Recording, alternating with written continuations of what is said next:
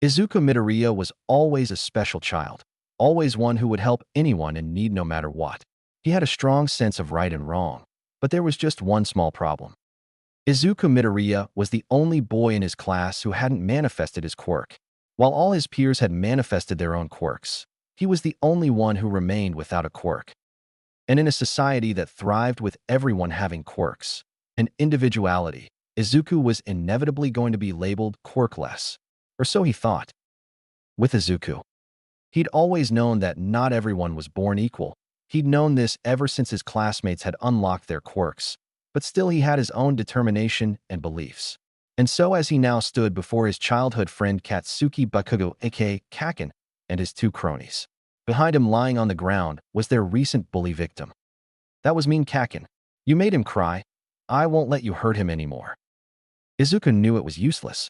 Ever since Kaken had got his quirk, their relationship had become strained.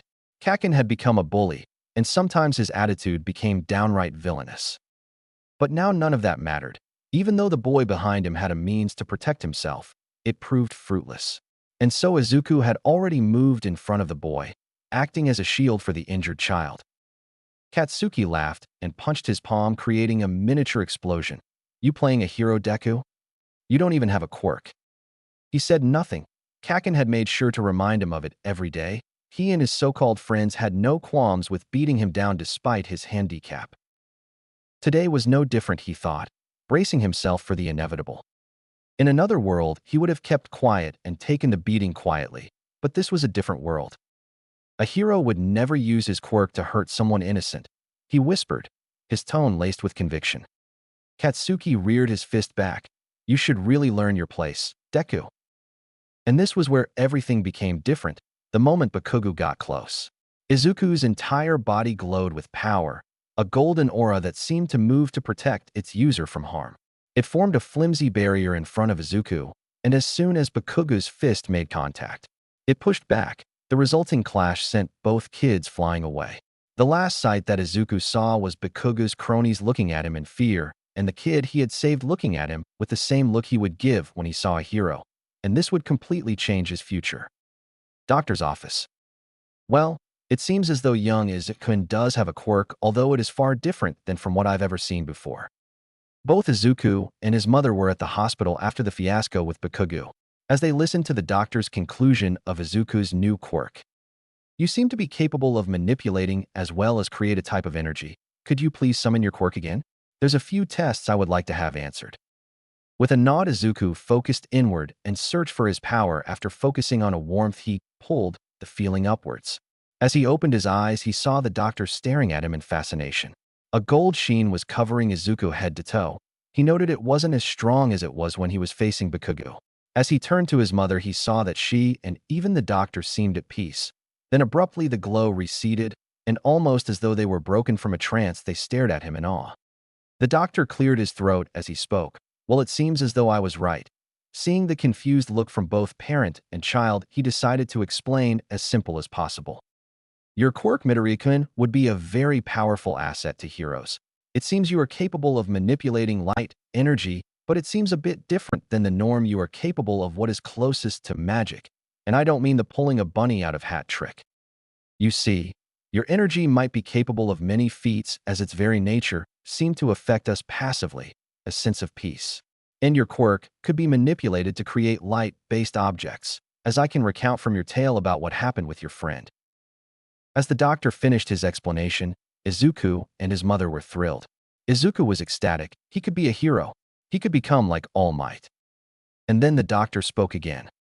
Midoriya-kun, I would recommend that you train your quirk as much as you can. I shall make arrangements, as it is the first time we have ever encountered something as special as this. There are multiple incidents that have occurred due to the lack of experience in handling one's quirk. Hint, hint. I'm sure that within a few years you'll be in harmony with your quirk.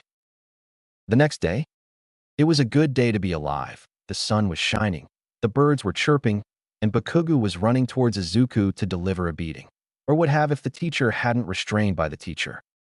Details about Izuku's newfound quirk spread around the school within just a few hours after the incident. Most were exaggerated about where he used his quirk to punch the living daylights out of Kaken and another where Bakugo fainted like a bitch when he saw the might of Izuku's quirk. The last one served to be the reason as for why Bakugo was being a little ball of sunshine right now. The teacher, after he made sure that Bakugo was not out to kill Izuku, explained to the class that the rumors were highly exaggerated and that it was merely Izuku's quirk awakening that caused both him and Katsuki to become unconscious. The rest of the day went normally, well as normal as a world where superheroes were considered normal. Izuku was pestered by the class to showcase his quirk, while technically against the rules. Everyone knew that they were merely guidelines to follow. Taking a deep breath, Izuku willed the energy forward into his arm and made a small solid sphere the size of a ping-pong ball at most. And then he carefully made it move forward towards the class.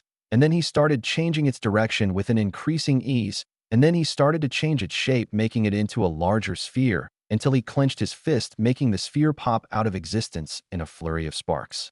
A round of applause broke out with muttering about how cool Izuku's quirk was. And through all of this, Izuku broke out a small, almost hesitant smile, and his eyes were filled with tears. He'd done it. He was finally able to be a hero, and he was accepted by his peers. Time skip, Izuku age 14. Izuku stared out the window as school was over. The past few years had been the best in Izuku's life. Although there it wasn't all rainbows and sunshine, it was enough for him to be happy about. After his quirk had appeared, his peers had patched up with him, some even apologizing for their behavior, well, except for Bakugo, that is. While Izuku has no anger towards Kakin, it is not the same vice versa. While Bakugo seems to stop antagonizing him like before, he still calls him Deku, but also his rival. Izuku had gained a small reputation in his school. He had always disliked bullies, and so he had made it a point to try and curb the number of cases of bullying in school. And while he didn't actively go searching for trouble, it seemed as though trouble came searching for him. He always came in between the bullies and the victim. While he didn't hurt any of the bullies, he had never hesitated in defending both the victim and himself. This, of course, had set him at odds with Bakugo, but after a few clashes against him along with a lot of joint detentions, Bakugo had started to mellow down, and also he had curved in his temper. His train of thought was interrupted when he heard explosions ringing out in the field. Izuku let out a sigh as he got up and started to walk towards the sound of the explosions. He felt the familiar thumb of his energy just beneath his skin.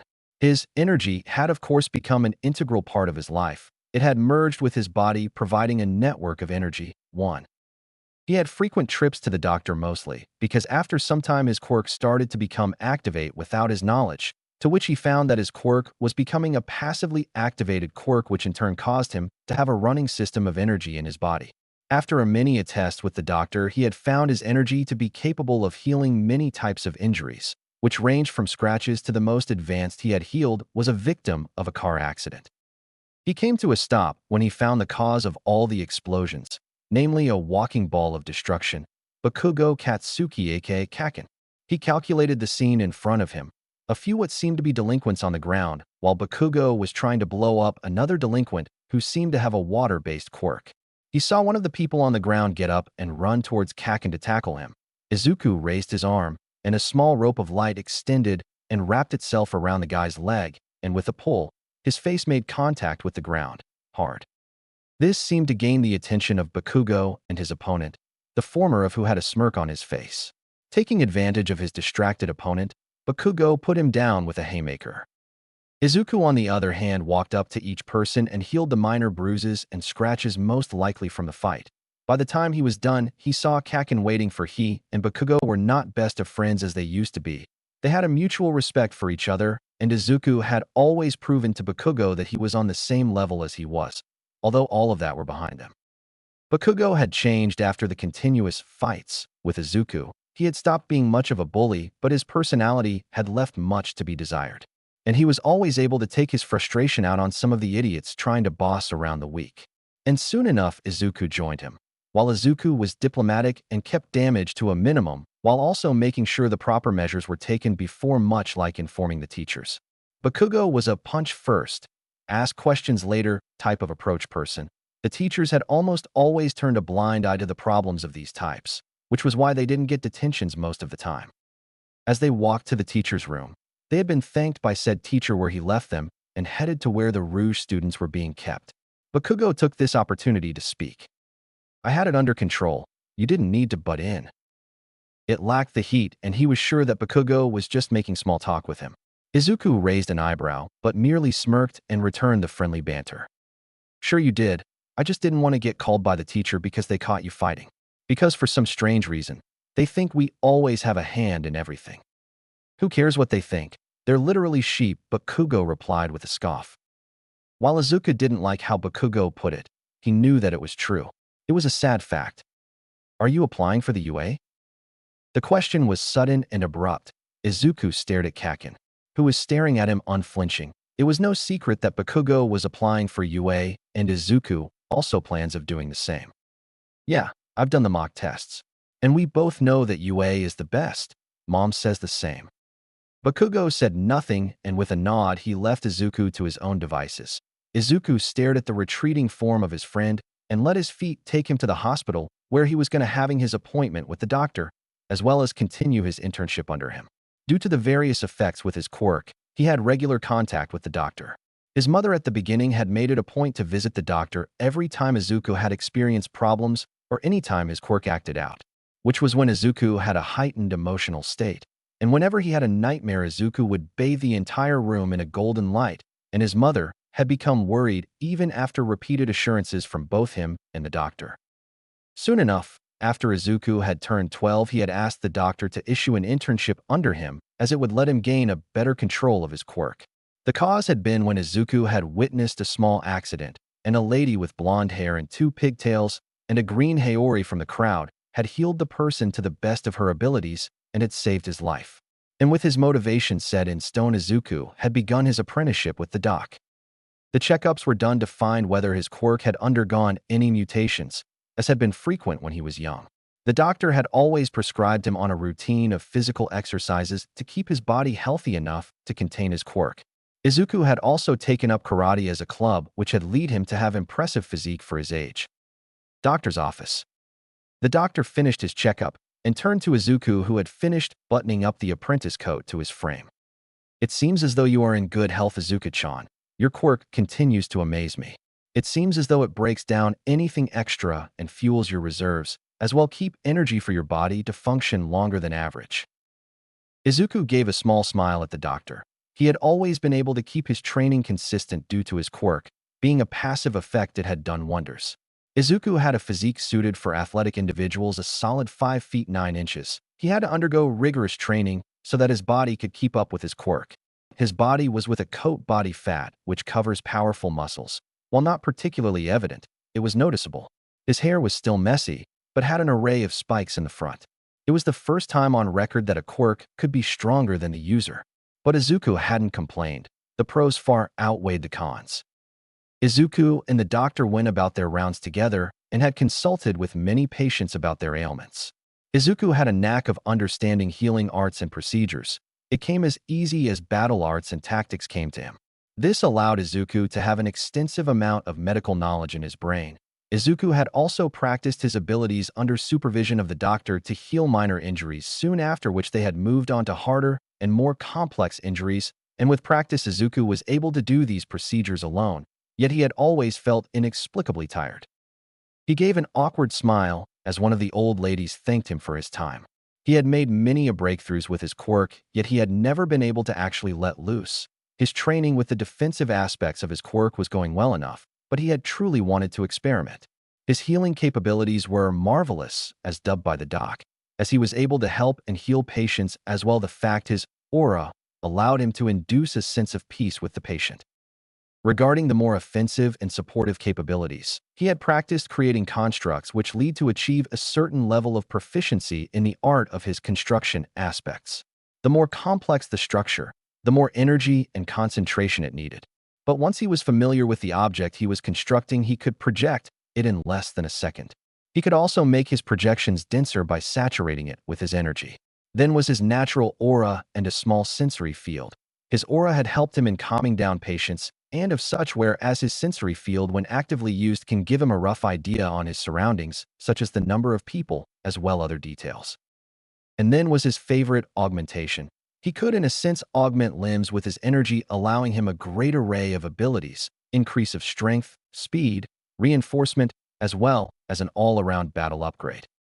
He was brought back to reality when the doctor bonked him on the head while berating him for scaring the patients with his muttering. The next day was the final day he had in school, after which they would enroll in academies to pursue their dream of becoming heroes. The next day, as Izuku sat in his classmates around him were all excited as they waited for their teacher to get in the classroom. As the teacher entered, he told them all to settle down, after which he gave them all a heartfelt farewell and wishing them all the best of luck, as well as telling that he believes in all of them. Although one Katsuki Bakuga smirked and decided to have some fun. "Hey teach, don't lump me together with these extras." As the rest of the class realized that they were all insulted, an uproar rose within them, causing most of them to get out of their seats, waiting to fight Bakugo. The blonde had a savage grin as he stood on his desk, miniature explosions appearing on his palms, showing that he was ready to fight as well. He shouted at them, "Oh please, as if your pathetic quirks could match up to mine." "Oh yeah, you're enrolling to UA High, right Bakugo?" He still had his grin as he pointed to the sky and shouted to everyone around him, "That's right, I'm gonna be the next big hero, surpassing even All Might himself. Fame and fortune, and it all starts at UA High." "Ah, well then you'll have a good competition. Midoriya-kun is also enrolling to UA as well."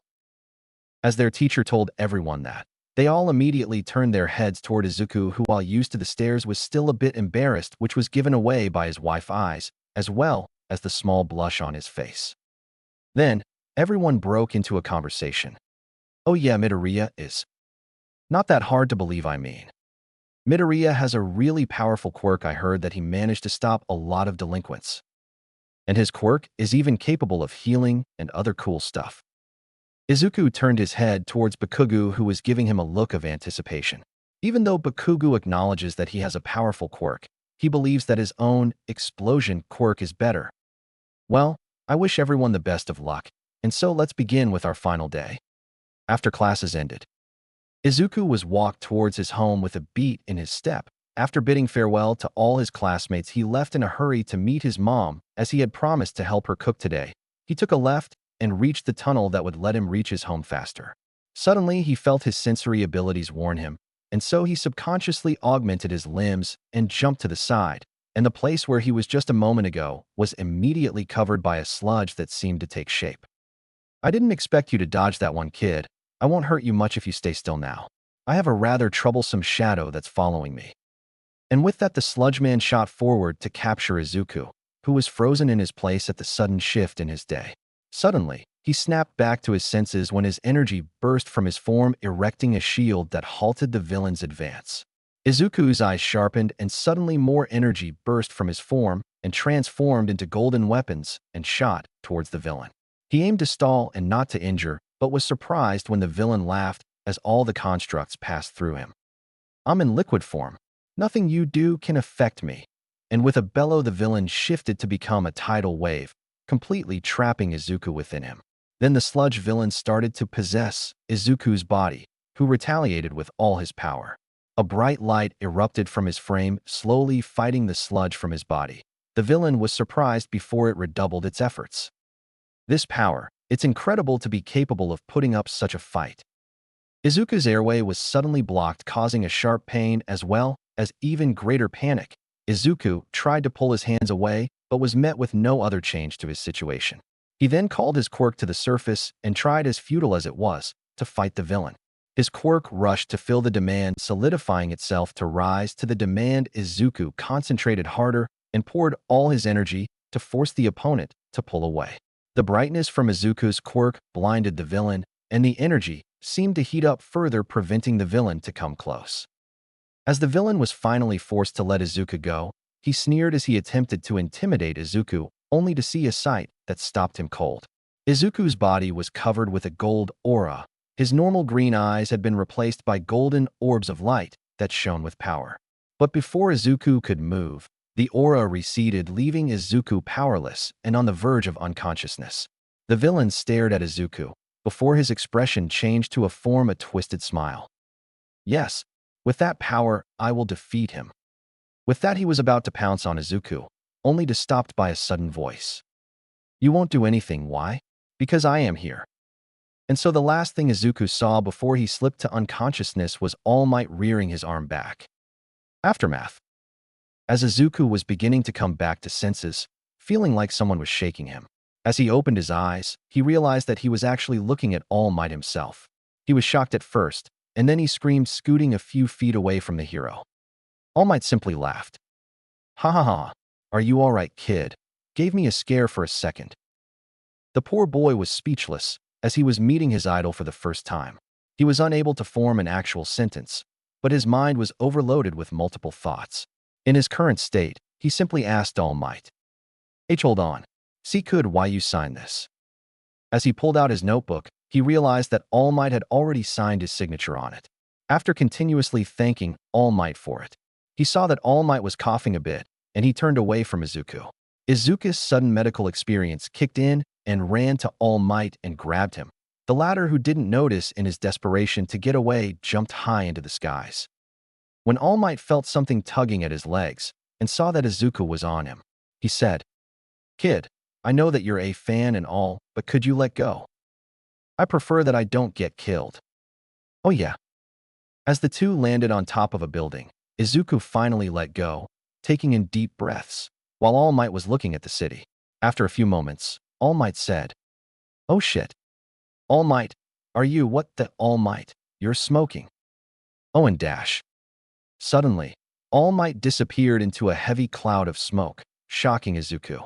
As the smoke cleared up, Izuku was now looking at an incredibly thin man, wearing All Might's clothing. The boy was beyond shocked, seeing that his idol had turned into.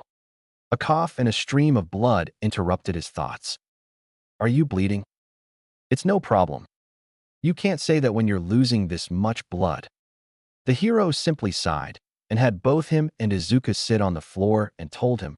Izuku immediately started using his quirk to lessen the blood flowing out, and started using his quirk to try and find out what was wrong, all while the hero simply stared at him, feeling inexplicably calm, yet he could feel the energy slowly taking away his exhaustion. After a few silent minutes, it was Izuku who broke the silence. "All Might, what happened? I was trying to diagnose your condition with my quirk. I know I shouldn't have without your permission, but I suddenly went with the flow. I got the feedback from my quirk. All Might, you have severe internal damage. Could you please tell me what happened?" All Might stared at the form of Izuku. He could see the emotions dancing in his eyes. He felt touched at the care expressed by the boy, and so he lifted his shirt up, and Izuku saw heavy scarring all over his left side. It made him sick just looking at the wound. All Might told him, "It was 5 years ago. I had fought an extremely powerful villain. He managed to destroy half of my respiratory system and the whole of my stomach." Izuku covered his mouth with his hands to stop the gasp coming. All Might, if he noticed, didn't bother and continued. "I've been able to hold my hero form for only a few hours." "No way." "Yes, I know it's hard to believe, but that is the truth. I continue to fight crime because I cannot let the symbol of peace be daunted by evil. As a pro, a pro must always be willing to risk their life." Izuku gulped. He could feel the weight carried in those words. Izuku contemplated the information, his mind going into overdrive. It explained why there was only limited amount of footage of All Might the past few years. It then struck him at how taxing the injury was causing All Might. "What's your name, young man?" Izuku turned to All Might, who was giving him a kind smile. "It's Midoriya, Izuku, sir." "Well, Midoriya, I must ask of you to keep this new information a secret. You mustn't mention it, even by accident." Izuku nodded and whatever Izuku wanted to say was washed out by an explosion that took place a few blocks away from them.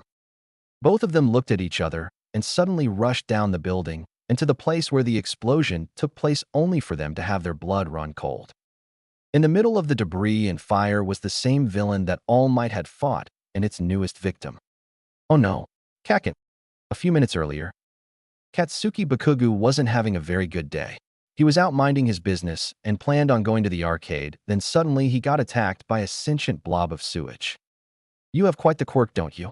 the sewage asked as he wrapped his body over Katsuki. In response, Katsuki let out another explosion, causing more collateral damage. "Very nice. With your body, I'll be able to beat All Might and that other kid." Katsuki, in retaliation, continued using his quirk on their surroundings. "Kid, calm down. One of the heroes trying to help him called out. With all of your explosions, I can't get near enough to help you. The hero, Kimui Woods, looked to the other heroes for help. I got my hands full. These fires are a bigger problem. There are still civilians in those buildings. Backdraft, the firefighter hero, called out over the noise. Someone else needs to go. I can't get in there. There's not enough space for me. MT Lady replied. Izuku, who was close to having a breakdown, ran to the front of the crowd, leaving All Might on his own. Izuku watched the chaos and was filled with guilt and dread. He looked to Kimui Woods and asked, Why? Why won't you help him? Why won't you save him? He asked faintly. He needs help. How is this so hard to understand? Wood and fire do not mix, kid. We have to wait for a hero with a suitable quirk to come. Izuku's eyes went back to Bakugo, who was getting desperate. He could understand what Bakugo was feeling. Izuku was consciously fighting his desire to abandon all reason and rush into the fight. Suddenly, he heard the talk of the crowd. I wonder why All Might isn't here. I mean, he was chasing after this guy, wasn't he? All Might is here. Really? Yeah, I saw him chase that sludge guy. Where the hell is he? Izuku's eyes filled with tears. He was sure exactly what happened. All Might must have dropped it while mid-air. Izuku felt the guilt. It was because of him. And that was what broke the camel's back. Izuku let out a scream as a golden shroud of energy covered him. His body had already moved before his brain could process what he was doing. His quirk enhanced his speed, fueled by his adrenaline, let him make a beeline straight towards the villain and Bakugo, his body working overdrive to evade the debris and explosions. The screams by the hero and the crowd seemed distant, but it caught the attention of the villain. You? I'll kill you, the villain screamed out before he shot a ball of sludge towards Izuku, who retaliated by conjuring a barrier, and without slowing down, Izuku channeled his energy to form a ball of energy which shot towards the eye of the villain, stunning him for a few seconds. Kaken. Izuku ran up to his childhood friend and ripped the villain's sludge off of his face. He then used his quirk to scrape of the sludge from Bakugo. What the hell are you doing here, Izuku? It's just, you looked like you needed help. All Might, who was enthralled by the sheer courage and determination of the child whom he met just minutes ago, suddenly felt disgusted with himself. He couldn't stand by and watch this destruction continue. His body slowly began to let off steam. The sludge man tried knocking Izuku away, but suddenly all of Izuku's energy lashed out and created a barrier which separated both Izuku and Bakugo from the villain.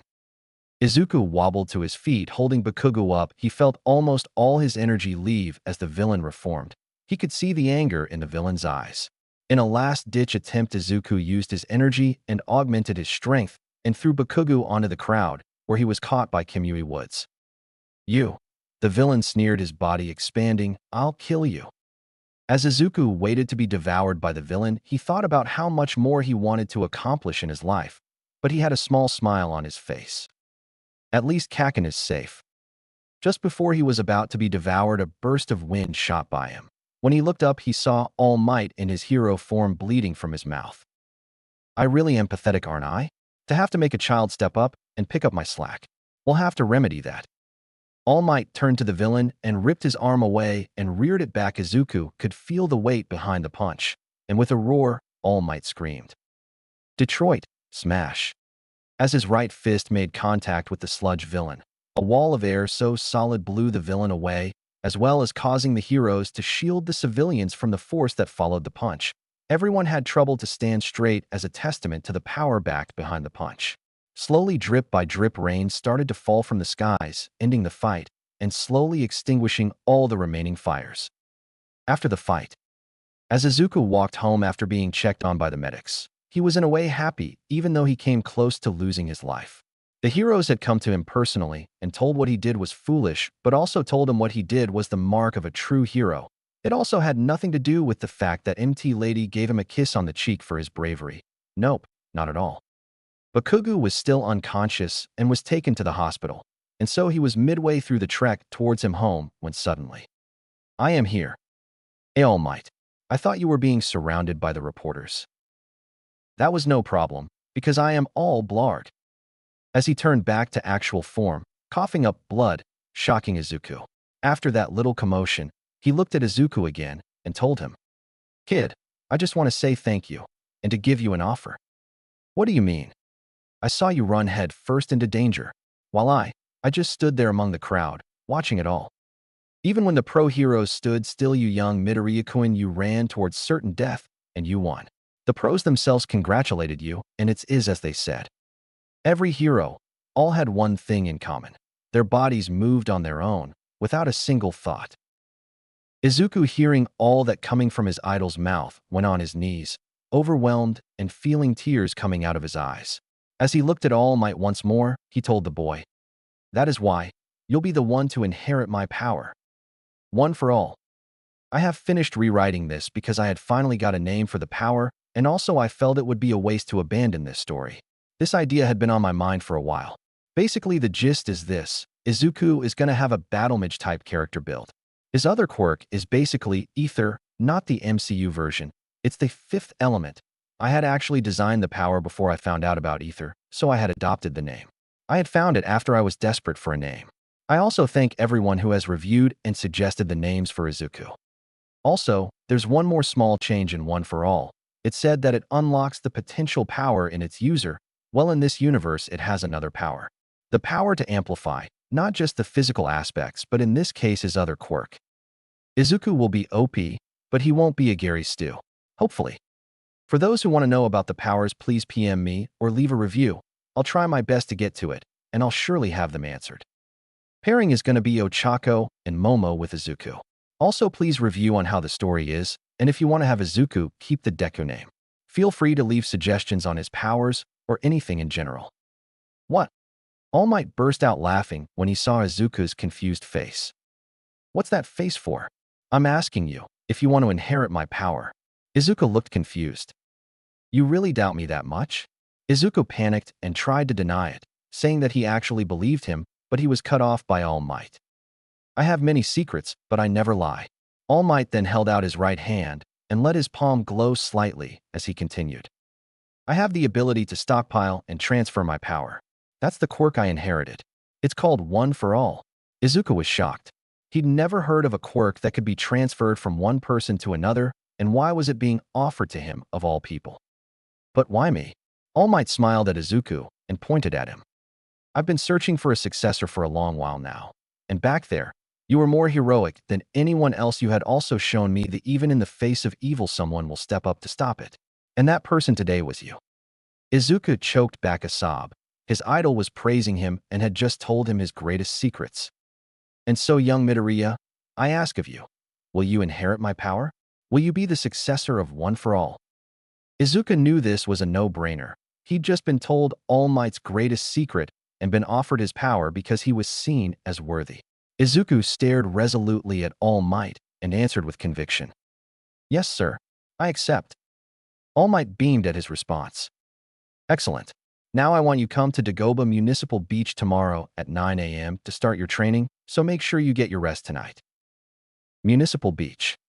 All Might sat on a fridge in his normal form, waiting for Izuku to turn up to his first day of intense training. He didn't have to wait long, as he heard footsteps not too far away from where he was sitting, and when he saw a mop of green messy hair, he knew it was Izuku.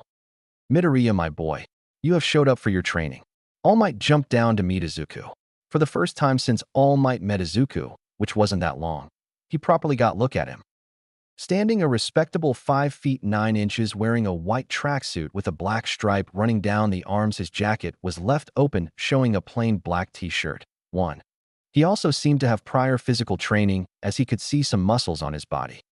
As All Might finished his analysis of his new apprentice and successor, he looked into Izuku's eyes to find no sense of doubt or fear. Now, young Midoriya, I know you already have a quirk, but it doesn't seem to be of the normal kind. At this, All Might received a nod from Izuku, to which he continued. I will change your training regime after you tell me what your quirk is and how well you can use it. Izuku took a deep breath to calm himself, after which he described his quirk, which he had named as Ether, on the insistence of both his mother and the doctor. He explained the different aspects of his quirk, how it could be used to construct objects of light, healing capabilities, the passive effects such as a sensory field, aura, as well as passive regeneration, and of course the ability to augment himself. He then sighed when it came to a problem he could not overcome so far. When I try healing people or will try to push myself to go further, all I do is end up exhausting myself. While my stamina and my energy reserves increase, they still lack power. To prove this, Izuku created a dagger of light and threw it at the fridge All Might had sat on. The moment it hit, the dagger went in a few inches before dispersing. When he turned to All Might, he saw him in deep thought. After a few seconds of silence, All Might turned to Izuku and told him, "While I may not have understood the problem entirely, young Midoriya, what is it you feel when you use your quirk?" Izuku was silent for a moment. What did he feel? Thinking back on it, he always felt at peace, like he was wrapped a warm blanket. When Izuku explained this to All Might, he received a nod in return. "I see. What would I say may feel out of place? When I use One for All, I don't know how to explain it well, but I clench but while pour all my heart into the attack and yell from the depths in my heart, smash." As All Might did a punching pose, Izuku had already started muttering to himself. Considering that both mine and All Might's quirks are different than the norm, does that mean I have to find out a suitable position or a phrase for powering up my quirk? But since my quirk has multiple uses like healing, and then there's manipulating my energy, what if they all have different positions? What if they have lengthy activation periods? Would I be able to do so in combat? What if Izuku was cut short by a small chop to the head by All Might? Izuku looked to All Might clutching his head before he looked a bit sheepish. While it is good to analyze your quirk, you must now train your body to become the perfect vessel for my quirk. If not, you will not be able to use my quirk safely. Hearing this, Izuku was surprised. It makes sense, I guess. My quirk is similar. It's too powerful for my body, and sometimes it acts out and mutates itself to suit myself better. All Might was surprised, but was now worried as they had no idea if the introduction of One for All would kill Izuku. He decided it would be better if they consulted with someone first. Now, your training is simple. Clear this beach of all the junk within 10 months. While doing so, make use of your quirk and your body corresponding to the situation. I saw that you were able to augment your strength with your quirk during the incident with the other villain. At this, Izuku shudders a bit. In a way, One for All is similar, yet far more potent. But now, young Midoriya, we start your training to become the next symbol of peace. And thus started Izuku's extensive training for succeeding his predecessor. Time skip, 2 months. The past 2 months were absolutely brutal. The endless cycle of wake up, eat, train, eat, train, eat, sleep became a ritual for Izuku. He became more fit, and his body seemed more compact, and his progress was outstanding. Izuku, when not training with All Might, he spent his time working on his quirk, where he had a few discoveries. Since he lacked power and got exhausted very easily, after a series of soul-searching by meditation, a lot of kabuki poses, and followed by countless hours of work, he made a breakthrough. Which is also why he is dancing around like a nut job. All Might was a bit peeved on how his successor was acting and decided to intervene to preserve both their sanities. Young Midoriya, what seems to have brought you into such a happy state? As soon as Izuku heard All Might's voice, he stopped cold in his tracks, which was in the middle of a slightly complex dance move. As Izuku crashed, he was almost immediately in front of All Might, seemingly uninjured. "I did it, All Might. I finally understood how my quirk works." Okay, these next 3 paragraphs are an info dump. So skip him if you want. Basically, he figured out that he has to invoke the concept and use words as a trigger for powering the spell. And as if to show his breakthrough, Izuku summoned a similar energy knife. He showed the first, although the speed it took was quite less. And then when Izuku threw it at another fridge, and much to All Might's shock, the knife cut through the fridge and exited out the back before dispersing. Wah! How did? Young Midoriya, it hasn't even been 5 months. How did you get to this level already? Blushing a bit from the praise his idol was giving, Izuku reverted to muttering and stuttering out broken sentences until a quick chop by All Might stopped him. As Izuku took a deep breath, he started. "Well, after you told me how you activated One for All, I tried a lot of different ways to do the same, until, well, instead of forcing it to happen, I did what I thought was natural. Well, that took some time too. What I just demonstrated was a week worth of training." "So what is it that you did?" "Well, I found that my energy is easy to control, so manipulation was pretty simple. When I tried to focus on what I wanted it to do, it was pretty much smooth road from there. Like for the knife, I summoned it with the shape in mind, and then invoked the concept of pierce, and well, there you have it. But then again, just doing that also caused a few more problems. My control is shot to hell. After that success, I tried invoking the concept of awakening, and while doing that caused me to gain more power, it ruined my control. All Might suddenly shifted to his buff form. Young Midoriya, you have far exceeded my expectations, and to think we've only scratched the surface of your potential. This has got me fired, you dash. And then he reverted back to his original form, coughing up some blood. Well then, I'll have to up your training again, seeing as we have lots to improve. Izuku, overcome with happiness, ran to All Might and hugged him. Thank you, All Might. Call me Tashinori, young Midoriya. Time skip 5 months. When All Might first saw the beach, he was astounded. The clear water and the shores without any junk, and to top it all off, he saw his successor swimming in the ocean, training his body to the maximum. He did all of this in 7 months. His control over his own quirk was astounding. He was able to create moves which were modified from other heroes to the things he had seen from his games, and even his own original techniques. He was brought out of his thoughts when Izuku walked towards him for the next phase of his training. All Might suddenly shifted to his buff form and stood in front of Izuku, his face glowing with pride. Young Midoriya, never had I expected you to reach this level in so little time. You have proved to me that I was indeed correct in choosing you as my successor. Izuku all the while had a goofy grin on his face, knowing that he had made his idol proud. All Might plucked one of the hairs from his head and held it in front of Izuku. He had consulted with multiple specialists in the field of quirks, and all of them had given him the go after he and Izuku had visited them multiple times. Take this to heart, Izuku. You earned this power fair and square. Izuku felt nothing but determination flowing throughout his whole body. That was until he heard 3 words from All Might that turned all that overflowing determination into pure confusion. Now eat this. All Might boomed, referring to the long blonde strand of hair in his hand. Huh. You need to eat this so that you gain my DNA for you to use one for all. This is not exactly how I thought this would go, Izuku said to himself as he took the hair from All Might and stared at it for a couple seconds before putting it in his mouth and swallowing the hair with a big gulp. I ate the hair, but I don't feel any different, Izuku stated as he looked around his body to look for any changes. Of course not. You need time to digest it. Now, young Midoriya, we shall move to combat. Wait, what? No. I'm not ready for combat. We haven't even used one for all. What if there were repercussions with my quirk A and dash? He was cut off when Tashinori said. Young Midoriya, I went combat simulation. Oh, but where do we go, sensei? I'm glad you asked, young Midoriya. We are going to a training ground beside UA campus. Izuku went wide-eyed. He would get to train near the UA campus. But suddenly he asked All Might. Is that allowed? I mean, wouldn't it be favoritism towards me, since others are not allowed to use their quirks outside tests and all? All Might stared at Izuku before a small smile of pride broke out on his face. You still think of others, even when you are a chance most would take without hesitation. I have truly chosen a worthy successor. Izuku blushed a bit at the praise. But worry not, young Midoriya. There is a reason as to why I am suggesting this. While others have had their quirks since childhood, they will have an instinctive grasp over it, much like you with your other quirk. But since you now have one for all with you, you will not have those instincts yet. And you have seen what I am capable of, haven't you? At this, he received a nod from Izuku. Izuku understood what All Might was trying to say. He wouldn't have control over his quirk, which may cause damage not only to him, but to those around him as well. Let's go, sensei. UA Underground Training Facility. As they reached the training ground, he saw 2 individuals that made him stop in his tracks.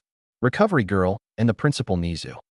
As soon as he was about to pass out from the excitement and fear, the principal spoke. Tashinori-kun, is this your successor? Yes, Principal. Allow me to introduce Midoriya Izuku, the successor of One for All. It's very nice to meet you, Principal Nizu, sir. The principal stared at Izuku before finally making eye contact. I can see why he chose you. Your eyes, it's the same fire he had. Please, Izuku-kun, there is no need to fear. I was here to see young Tashinori and you before I leave. Please, use this ground to your fitting. With that, Principal Nizu left, waving at them cheerfully. So, Izuku, step into the middle of the training ground and hit the dummy while channeling One for All. There will be some knockback. So brace yourself. With that, both Tashinori and Recovery Girl stood to the side as Izuku went in front of the dummy. He took a deep breath and reared his fist before punching it with as much strength he could muster, yelling in the process, and while the punch was powerful, he couldn't seem to channel any of One for All's power in it. Izuku looked at his hand a little sad, seeing that he couldn't muster the extra power, but before he could apologize, All Might spoke once again. "Don't worry about it, young Midoriya. It is all right, fail the first time. Your body hasn't adjusted itself to One for All. But remember what I said. Clench your but while pouring all your heart into the attack and yell from the depths in your heart, smash. So put everything I can into the punch." "Right, I can do this," Izuku murmured to himself as he prepared himself, once more pulling his arm back and closed his eyes in concentration and searching for the spark. When suddenly he felt it, he grasped the feeling before opening his eyes and yelling at the top of his lungs. Smayawa wash. Izuku's fist, covered in a red aura with lightning, made contact with the dummy, sending it flying backwards and creating a huge crash as the dummy had caved in on itself and broke to splinters from the sheer power of Izuku's punch. Grinning like he was a kid at a candy store, Izuku tried raising both his arms in the air, but only felt one go up and then felt a large throb of pain in his right one. Izuku immediately went pale and tears began to form in the corners of his eyes as he clutched his shoulder, falling to his knees and screaming as agonizing pain that he could now feel shooting up and down his arm as it limply hung to his side, somehow bare as the cloth had ripped off in the punch. Recovery Girl and Tashinori ran towards Izuku, but when they reached halfway through, Izuku's arm was covered in a golden aura much more potent than what Izuku and Tashinori were used to, while Recovery Girl stared in awe. Once the glow subsided, the arm was seen to be in a better state than before, but was still not completely healed. Recovery Girl soon reached Izuku and assessed the damage before using her quirk to heal the remaining damage. Interesting. Midoriya-chan, your quirk seems to be very powerful. It sensed that you were injured, and it thus tried its best to heal you, and it did in a sense, but it seems that it depends on your own will and knowledge for it to work. The arm was healed, and was in a sense reinforced, and it seems to be doing the same to your body, all but at a very slow pace. Does that mean that I'll be immune to the knockback? Izuku asked hopefully. In response, Recovery Girl gave a hearty laugh. Oh no dear, nothing that godlike. It is just that your quirk is trying to get you used to it better. While I can assure you if you try something like this again, your arm will still feel the knockback, but maybe at a lesser extent to this, maybe around 4% less. Although this could work for you, as you can now train your quirk to heal yourself and not just your manipulation, as Tashinori-kun told me while we were there. And then with a nod started Izuku's last leg of training before the UA exams. Time skip, 1 day prior to UA exams. Izuku woke up to the beeping of his alarm, which showed that it was 8 a.m. All Might had told him to rest yesterday and today so as to not burn out. When he went downstairs for breakfast, he saw his mom making breakfast. She hadn't changed much over the years, which means she didn't grow short or chubby, as she didn't have to stress over much about Izuku. Thank you, Marinette. As Izuku greeted his mom and sat at the table, he thought about how much progress he made these 10 months with All Might, especially the last 2 months. He understood how his original quirk worked, and he went further beyond by creating moves which would help him in various situations where he may need to restrain, knock out, as well, which would help him fight in different scenarios. It may also help that he took a lot of ideas from his manga collection. He able to reduce the knockback of One for All by limiting how much energy he would flood a part of his body. He did so by using his energy reserves as a dam, letting only what he needed to go out.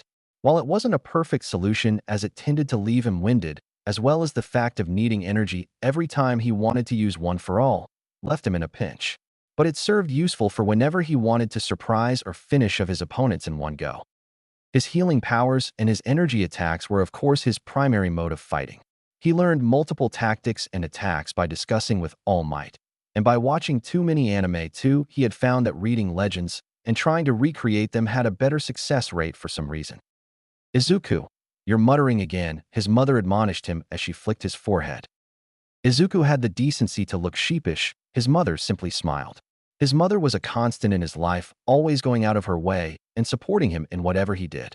She would always be there to pick him up from school after karate club, or would cheer him up whenever he felt down. He was sure that she was the best mother in the world.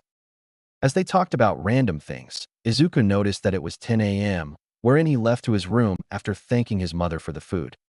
Once in his room, he took out his notebook where he wrote ideas for tactics and attacks. He was currently working on a large-scale attack as well as a binding spell to detain villains with extreme strength. He gave a small smile before flipping the pages. Chains of Heaven, Light's Law. Oh, that flower shield may be. Nah, oh, I should practice the construct barrage attack. And so Izuku went into making plans and studying his material for tomorrow's exam. UA campus. And the first step to my dream of becoming a hero, Izuku thought as he walked through the front gates of UA, only a little bit out of breath from the rush across Tokyo. Izuku was wearing a set of clothes consisting of a set of tracks and an open black jacket with a white muscle shirt. 3. As he was halfway through, he was met with a voice he hasn't heard in months. You finally reached, eh? Bakugo asked Izuku. Yup, you been practicing? Sure have, I aced the mock test. So did I, although I wonder if we'll meet anyone we know here. I doubt it. Anyway, I wanted to tell you something, prove that you're my equal, Izuku. I want people around me to make me stronger, not pull me down. With that he left, leaving a wide-eyed Izuku staring at his retreating back. Thankfully, it was short-lived as he felt a tap on his shoulder and was met with the confused/excited smile of a girl. A girl? And then Izuku heard her speak. It'd be sad if you just stare at the building while the exam already starts in a few minutes. So let's go on, Annie. Izuku was in shock. A girl was talking to him. Oh no, he wasn't talking back. Suddenly, subconsciously, he activated his quirk, bringing him back to normal. Yeah, thanks for that. Oh, my name is Uraraka-Ochako. Nice to meet you. My name's Midoriya Izuku. Let's go in then, Uraraka-san. When the two of them headed into the UA building, they were told to head to one of the main halls so that they could commence the written part of the exam. Izuku was well prepared for the written exam, which consisted of stuff he was quite familiar with or he could answer with using his analysis, obsession, of heroes and the stories which All Might told him. Sure, the odd question here and there threw him for a loop, but by the end Izuku was sure he had done well above his peers. Izuku was paying attention to present Mick's opening speech about the practical part of the exam, where he explained the rules and how the exam itself was going to be conducted. There was a student who he guessed was a sticker for the rules, given how he went on about how there was a fault in the information while simultaneously using exaggerated hand gestures. Present Mike quelled his doubts as well as giving the class a final piece of advice, which was to ignore the 0-point robot. Practical exam area. The old man that was driving the bus said that everyone had to get out. When Izuku got out of the bus, he was taken aback by the sheer size of the test arena, as it was literally the size of a city. Izuku scouted the competition. With Bakugo in another test site, he had a look at his fellow examinants. While most didn't catch his attention, there were some who did, the first being Uraraka-san, who was taking deep breaths. He momentarily wondered what her quirk was. Then was the kid who interrupted the practical speech. Of course, a lot of them were looking at him as well. This white muscle t-shirt doing little to hide his physique, and his height added to the mix with his black jacket served to deter people from him. A&D begin. Everyone turned around to where present Mike was and looked in confusion as his voice boomed across the large amount of land to each test site. What's wrong? There are no countdowns in a real fight. Run, run, run. Izuku thought about it for a brief second, and it made sense not having a countdown. As he looked towards the front entrance of the test site, he saw that everyone else was running towards it with pure determination. Izuku, seeing that everyone got a head start, knew that he would have to pick up slack. He channeled ether towards the soles of his feet, and after gathering and storing it, he released it all at once, shooting him forward. 1. Izuku then further augmented his body by releasing the restraints on his energy. As his speed was being boosted, he quickly reached the middle of the group. Knowing that it would be foolish to go with the group, Izuku shot towards a building and used another burst of ether to allow him to reach the roof of the building. He saw that there were pockets of robots everywhere, but then he saw the group fighting for points in a cluster at the center. With his quirk helping him remain calm, he looked to a large building he guessed was the hospital. The big red cross gave it away. He saw that there were a lot of robots there. Izuku shot towards the hospital and created multiple sword constructs and shot them towards the unsuspecting robots. Catching 4 of them off guard, he mentally tallied 6 points, seeing as he got 2 2-pointers and 2 1-pointers. Sensing the intruder among them, the rest of the robots converged at his position. Izuku channeled his ether to create a dome where he caught a 3-pointers. Using them much like a chain ball, he grew it at a cluster that was coming to him from his side. An explosion that gave him another 10 points, totaling him up to 14. He suddenly felt his instincts forcing him to duck, and duck he did, as not even a sec later a clawed arm was passing through where his head was. Izuku charged his fist with one for all, while ether swirled around his arms, seemingly encasing in a cushion of energy. He hit the robot hard enough for it shoot backwards, totaling other robots unfortunate enough to get caught in its path and open up an escape route for him. His arm, while not useless, felt numb and saw that his knuckles were bleeding. His ether was already fixing the minor damage, too. Izuku used his ether and burst through before his path closed up, and not even a moment later did the remaining robots, which seemed to be around 13, to chase after him. He looked to the side and saw some of the examinees coming closer to his position. While he wanted to conserve his energy in case someone needed help or to heal an injured examinee, it seemed as though he'll have to take care of these robots first. He turned to the robots, and his body was suddenly glowing with energy. Izuku pointed his palms to the group of robots and shouted, "Heaven's light, blade dance." His ether formed thin blades flew towards the robots and cleaved them straight through. Izuku let out a sigh of exertion. While powerful than most of his constructs, it took a lot out of him. As he turned around, he saw a person hunched over holding his stomach. Izuku ran to check up on him. "Hey, are you all right there?" "Huh? Who are you?" "And to answer your question, I just overused my quirk, that's all," he said with a haughty tone in a very foreign accent. "Let me see, I'll numb the pain for you." Izuku raised his arm at the person's general direction and let his ether numb the pain, which was centered around his stomach. Teacher's meeting room. Well, it seems we have a very talented generation. I see everyone having diverse techniques to help take in points, said a voice. Yes, I agree. Whether it was keeping a calm in this chaos, speed, or overwhelming strength, they are surely showing their worth, replied another. And then there is him, Izuku Midoriya, is it? His very quirk is amazing, and not to mention his tactics as well as his actions this far. I wonder why was he not recommended to UA instead of taking the exam? He surely has the caliber. I don't know how to answer that, but let's give these young ones their final test, shall we? Test area? Ah, merci. We make a good team, me and you. Perhaps we should can't dash. Whatever he wanted to say was drowned out by an explosion that occurred in the center of the city. As the smoke cloud subsided, Izuku saw a colossal-sized green robot emerge from where the explosion happened, causing everyone to start running in fear. Izuku, on the other hand, was thinking differently. The sudden appearance of the robot may have caused injuries to the candidates. While there may have been precautions taken, nothing must be foolproof. Izuku ignored what the blonde was about to say and had already started going to the robot's area, using his ether reserves. He was met with interference from the other robots. He quickly created a lance of ether and threw it at the robots. It went through 2 of them before exploding, catching another 3 in it. He further increased the ether being channeled while making sure to have enough in reserve for him to use. He reached to a site of absolute pandemonium. People were rushing to get away from the 0-pointer. A complete lack of sense was evident. He knew he'd have to do something. Izuku gathered his aura and let it spread through the area, while simultaneously running towards people who were trapped under large pieces of concrete and helped them by lifting it off them. He used his strength to break through the incoming debris, which clearly became taxing in his body. The others stared in awe at the maelstrom of energy that encased Izuku. After saving a handful of people, Izuku looked around to see if anyone else. Izuku froze on the spot there, trapped underneath a large amount of concrete that could have possibly crushed and broken her leg. Was Uraraka, who was trying to crawl away from the now quickly approaching robot. As soon as his brain registered the scene in front of him, it was as though his body moved on autopilot. Throwing away all sense of reason and logic, Izuku forced himself beyond his limits, flooding his legs with ether, creating the mentally dubbed ether burst. It created shockwaves when he jumped towards the massive robot. The shockwaves cleared off the screen of smoke and dust.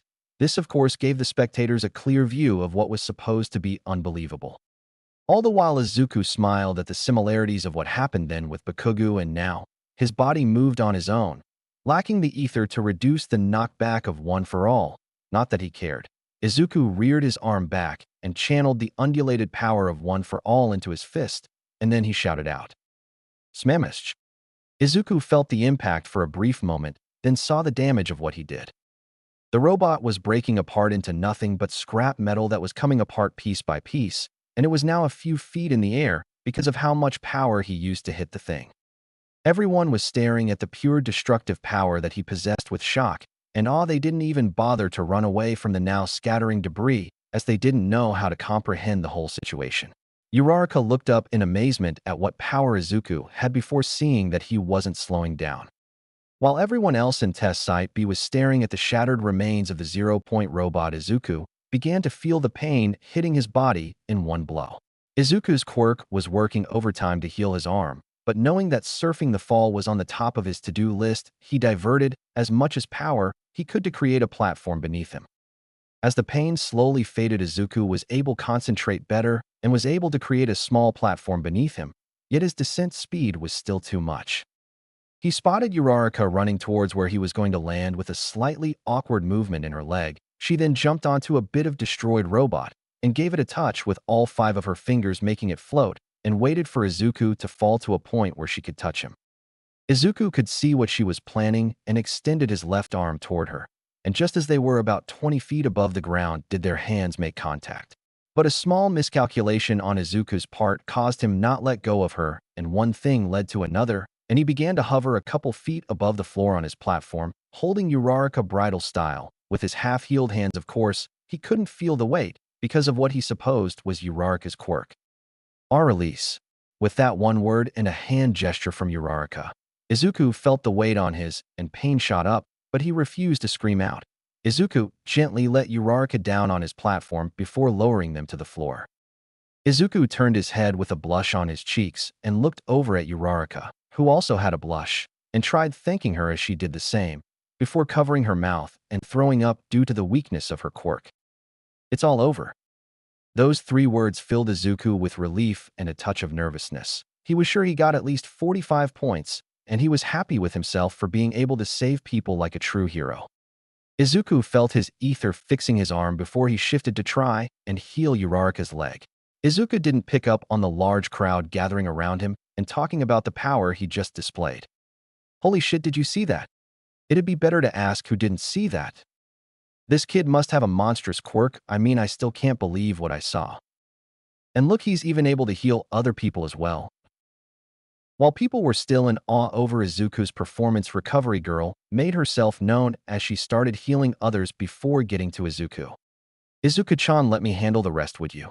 Recovery Girl asked, which got responded with a nod from Izuku, and him holding his right arm up to her. Recovery Girl bent down slightly and puckered her lips before they extended towards Izuku's arm. The moment the two came into contact with each other, Izuku's arm was consumed with a faint green aura with a touch of gold, after which she did the same with Uraraka. As people started leaving, both Izuku and Uraraka were close to each other and went on to have small talk till the end of the bus journey, after which they promised to keep in touch after exchanging numbers. Meeting room. Wheel, I must admit that was truly fascinating. In first place, we have examine number 2234, Izuku Midoriya, scoring 54 villain points along with a whooping 80 rescue points, making him a true prodigy. Also, it's been a while since we had someone take down the zero-pointer. Not to mention the way he put others before himself, as well how he went on to rake up points while still helping others along the way. We may have the greatest generation too. In second place, we have examinee 2233 Katsuki Bikugu with 77 villain points and 10 rescue points. Not to mention the recommendation we received on some candidates, don't you think, Principal? Yes, it does. And it will be our duty to raise them the best we can. Now then, dismissed, but Toshinori-kun, please stay for a moment. As one by one the people filed out, Toshinori kept a perfect poker face. It wasn't until the last person left did a smile that threatened to split his face come out. I truly am proud to have met Izuku, and not to mention the fact he will surely be the next symbol of peace. He had the instincts better than a pro hero, and that's saying something, isn't it, Principal? I agree with you, but we must make sure he is ready for all that he will face in his life. Train him well. He will be the one leading us to a better future. With Izuku. 1 week went by after the day of the UA entrance exam, and Izuku had been a bit nervous while he was happy with what happened. All Might hadn't contacted him. The whole week was eventful. He and Uraraka spent time training at the beach or just talking to each other, which also extended to texting each other. He was happy that he found a good friend in Uraraka. He had also worked out some moves and even talked about it with her. But suddenly his mind went back to his sensei. Nothing for an entire week. I wonder why. Is he caught up in work? Or is it, oh God, did I not get in? Know that, oh God, I didn't dash. Izuku's thoughts were cut off by the sound of loud approaching footsteps as his mother burst into the room, holding what seemed to be an envelope, while exclaiming, Izuku, it's here. The letter, it's really here. He didn't know how to react. Izuku stared at the letter with a completely blank expression. His mind was torn. Was he going to get in? Did he fail? As he walked towards his mother and thanked her before taking the letter from her hands.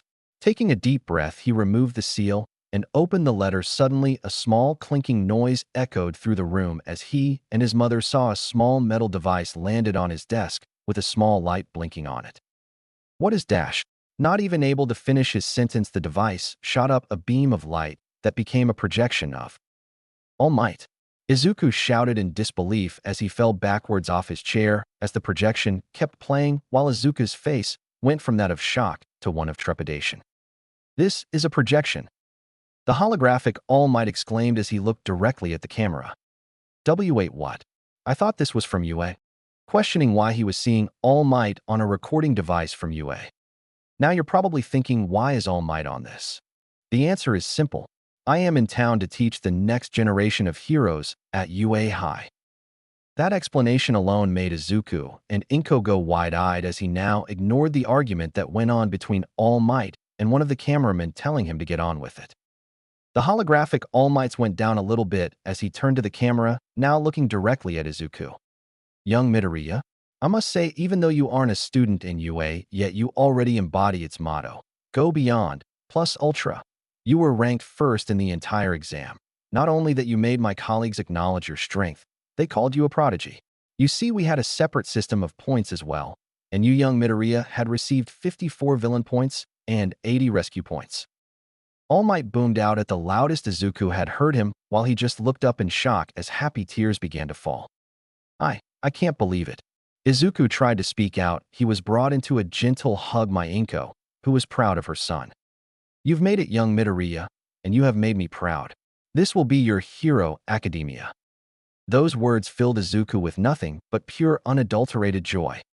As the projection finished, Izuku couldn't help but hug his mother back. His mother simply smiled and kissed his forehead before telling him that she always believed in him. He heard his phone go off, showing that Uraraka was calling him as they both talked about how they got in, and Uraraka congratulated him on taking first place, to which he thanked her without stuttering. They both agreed to meet up in front of school before they see which class they were assigned to. UA begins. Izuku had spent his days refining his control over his quirks. All Might had told him of the many methods which would help his body adapt faster.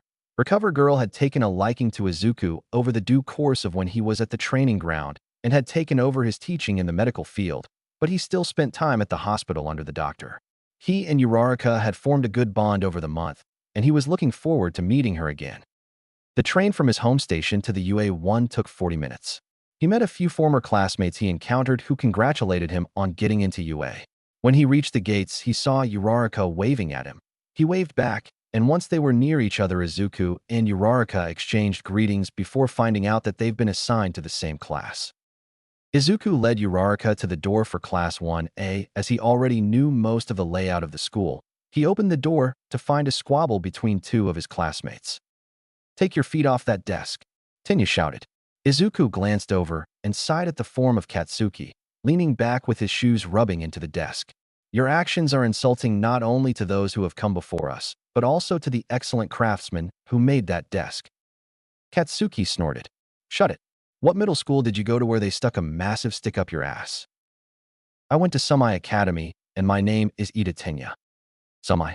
Katsuki's feet fell from his desk, and he leaned forward. Get out of my face, you stuck-up elitist, before I blow you to bits. You dare threaten a fellow student? You should be expelled immediately. Katsuki snorted. His eyes drifted from Tenya, and Izuku sighed as they fell on him. So you're here too, Izuku? Uh-huh. Morning to you too, Kakin. Izuku felt everyone's eyes turn to him, and a small blush took to his face. "Good morning, my name is Ida Tenya. I hope we can get along," he said while he marched over. "Nice to meet you, Ida-ku, and my name is Izuku Midoriya. I hope we get along too," I replied. "My name is Ochako Uraraka. I hope we have a nice time together," said Ochako, who introduced herself. "I must admit, Midoriya-san, to think you understood the true meaning of the test, and along with the monstrous strength you had displayed in the practical exam, had actually left me feeling lacking. Although I am curious as to why you hadn't been recommended." This got the attention of everyone, especially two students. Ida was cut off from continuing his speech by the arrival of a sleeping bag. "If you're here to socialize, then get out." A deep and bored voice spoke from behind them. Izuku looked over his shoulder to see a man in a sleeping bag with tired eyes as he maneuvered his arm and started drinking from a juice carton. The class just went silent at that before the man stood up and got out of his sleeping bag. He looked at all the students with uninterested eyes before holding out a blue tracksuit. "Take one.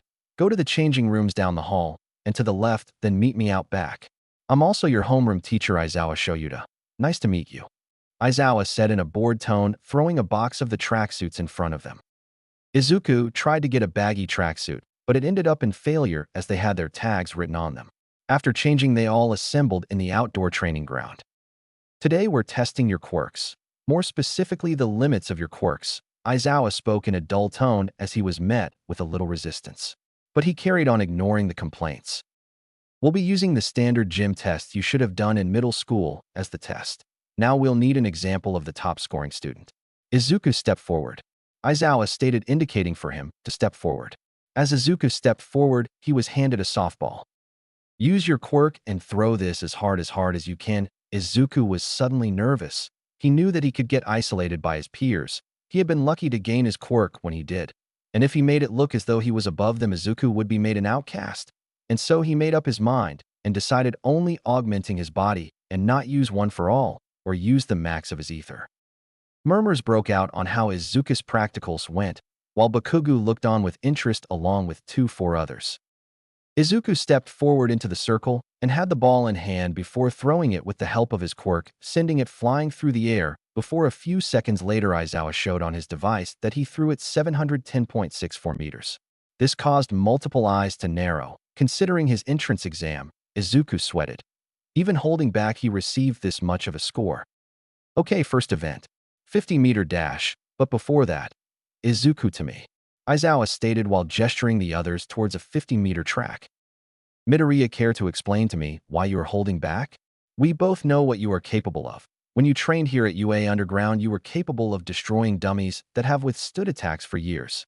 This test is for you to understand your absolute limits of your quirk, and the fact you don't want to even do that is insulting and goes against what UA stands for. Remember, go beyond, plus ultra," Aizawa said as the cloth around his neck shifted to let him see the yellow goggles around his neck. "Eraserhead.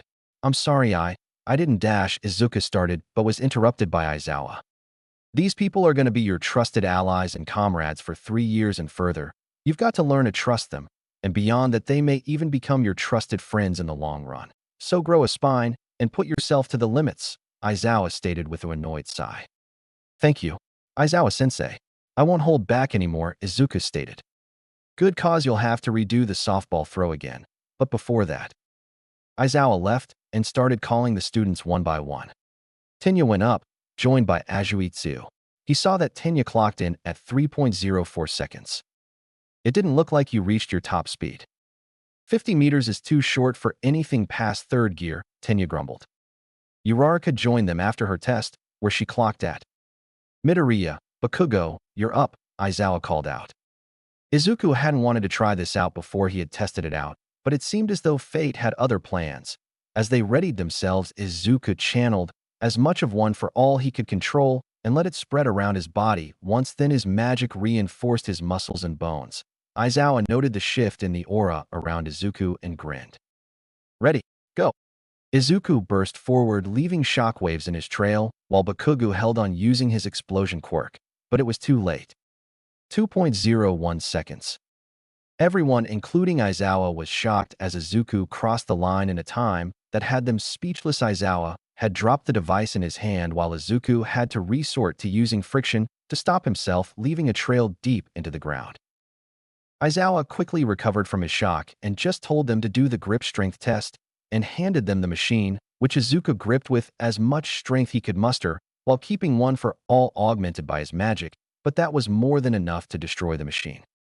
This continued for all the other events wherein he had dominated most of the events with Momo and Todoroki, and him exchanging the top 3 positions in most of them. The softball throw was the second to last test for Izuku, as he also decided to really test his limits and flooded his hand with more magic, while keeping one for all in harmony. Doing so, of course, had unexpected effects. First, the ball reached a distance of 2.83 kilometers. Second, the backlash caused those near to him to fall onto their butts. Third, Izuku sorta destroyed half of his tracksuit. While Izuku had noticed he could control what seemed to be 5% of one for all, it seemed that it was not perfect, as his arm and body was a bit numb. "Whoa, Midoriya is ripped," Kaminari said out loud, which brought Izuku to notice that his gym clothes were half ripped, exposing his arm and parts of his chest to the class, where every girl in the vicinity turned away with fierce blushes on their faces. Izuku immediately summoned his ether to create a cloak of light which he wore. This, of course, had the unintended side effect of gaining the attention of Momo. Bakugo, on the other hand, was in shock. He knew Izuku was strong, but this blew it out of proportions. He clenched his fists at how empty his past boasts must have been to Izuku. Aizawa announced that class was dismissed after showing the leaderboard to them all, showing that Izuku was on the top with Momo just underneath him. As soon as Aizawa left, he was bombarded with questions on his quirk and how he got so strong. Izuku, while used to being asked questions about his quirk, was still a bit overwhelmed by the questions of his classmates. He turned around to see that Uraraka was speaking with Momo Yaoyorozu. He answered a few more questions before he was suddenly confronted by Bakugo. Izuku sighed. He knew that it was inevitable, especially considering how long they had fought along with each other. Izuku nodded, and he went to locker room, so as to get out of his gym clothes. Bakugo went alongside him, and soon enough everyone was headed to the locker rooms. "Care to explain why you never busted out those moves before?" Izuku and All Might had come up with a simple excuse for those who asked about his quirk. "My quirk is a little different from the norm. It kept mutating and kept busting my control every now and then. It was just 2 weeks before the entrance exam that it finally stopped." "You know, Izuku, that quirk of yours might be more than a little different. Well, then I'll have to pick up slack, eh? Can't just let you not have a rival, right?" And with that, Bakugo left Izuku and walked towards the classrooms. Izuku never noticed how tight Bakugo's fists were clenched. It had been a bit crazy for Izuku ever since the quirk apprehension test, with a lot of people asking him to show off his quirk, as well as him never actually being adept at social situations. Yet through it, he was able to gain a few friends, most noticeable being Uraraka, Ida, and Momo. Bakugo had also hung around then, yet he never actually took part in the conversation. Momo started talking to him while using his quirk's creation aspect as a topic. He was actually able to hold a conversation with Momo because of how similar their interests were. He wasn't surprised on how she got a recommendation to enter UA, especially after seeing her quirk in action. He also found that she was the one who had a higher grade than him on the written test. Soon they hung out a lot, after which she was irregularly seen with him, Uraraka, and Ida. Now he was waiting for the heroics class to begin. After spending the morning going through the normal class, which was fun since he would compete with Momo to see who was the better student, the door was suddenly flung open and All Might arrived in his Silver Age costume. "I have come through the door like a normal person." Izuku grinned at his sensei's boisterous entrance while the rest of the class chattered with excitement as All Might strutted to the front of the room. He turned to them, grinning, and continued. "Basic hero training. This class will put you through every possible scenario and forge each and every one of you into a great hero. Today is going to be battle training. And for this you need to look good, so I have hero costumes." All of which was done in accordance to maximize your quirk's effects. Everyone stood as All Might finished. "Once you have changed, come to ground beta." As they all took their costume containers and left to the changing room. Their costumes were based on the designs given by them along with some notes. These are sent by the UA to companies so that they are made of the highest quality materials. As they walked out onto ground beta, they saw each other in their hero costume for the first time. Momo had a simplistic costume which showed off a lot of skin. Ida had a very similar costume to that of Ingenium. Ochako had a pink bodysuit which seemed to be designed after a spacesuit. Izuku, on the other hand, was seen wearing a black body armor, which consisted of a black tight and full-sleeve shirt with silver accents which outlined his muscles, and a metal plate on his collar, and black pants that had two black straps on his thighs, and another two strapped around his shins separate from each other. He wears black metal-plated shoes, which appear to be attached to his trousers. To top it all, he had a white cloak which red flames licking at the end. Imagine EMYA with a white cloak. Everyone's here, and you truly look like heroes, All Might said. Now, welcome, my students, to battle training. It seemed as though ground beta was one of the test areas that were used in the entrance exam. Most of the students started to talk amongst themselves, wondering what exercise they would be given. If I may, sir, Ida began. It appears that this is the same location used for the entrance exam. Will we be performing urban tactics again? No, not twice. We'll be taking it 2 steps forward. While most of the villain fights you see on the news are outside, statistically speaking, the more serious, as well as tougher fights in our hero community occur indoors. The villains on higher scales act from the shadows in hopes of not being seen on the radar. Now I shall divide you into groups of 2, and then you shall battle against each other, where one group will act as the villains and the other as heroes. The villains have a warhead in one of these floors of the building, and in order for the heroes to win, you must either capture the villain or you must seize the warhead, while the villains need to prevent that from happening. This, of course, was met with a ton of questions from the students. All Might seemed a bit overwhelmed by the questions, but continued. We shall decide the groups and the roles by lots. Same as canon, except Momo is teamed with Izuku instead. Now Group A versus Group D. The A team will be the heroes for this simulation. The test will start in 5 minutes. With that, All Might left with the rest of the students following him.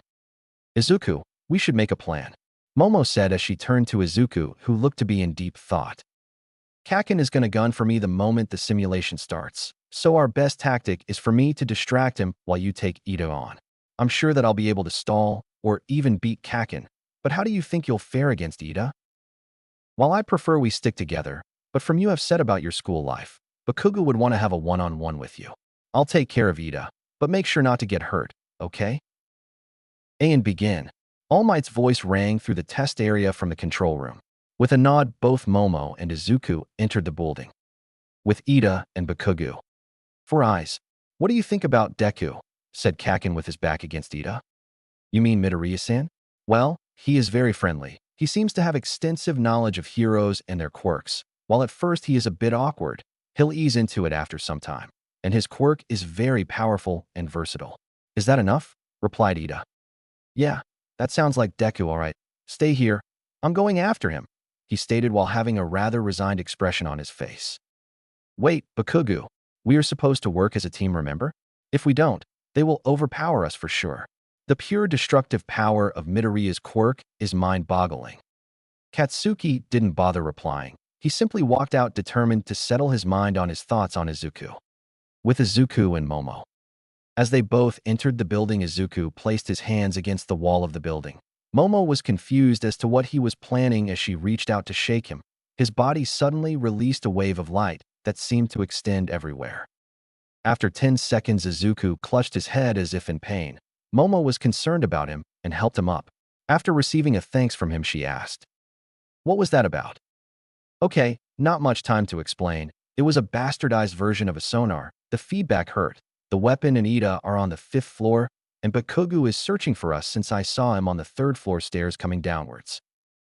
Izuku felt his headache reside a bit, but it was still present. Momo, the moment me and him start combat, I want you to gun for the warhead. Be alert, Ida is faster than you, so get your weapons ready before attacking him. Okay, I'll Kadash. Izuku. Izuku turned to see Kaken running towards him, an explosion charging up in his hands. Out of the corner of his eye, he saw Momo tensing for a fight. He looked back and saw that Kaken was just a few feet away from him. Augmenting his limbs with ether, Izuku rushed to intercept Bakugo head-on. Both Momo and Bakugo are clearly surprised by the tactic.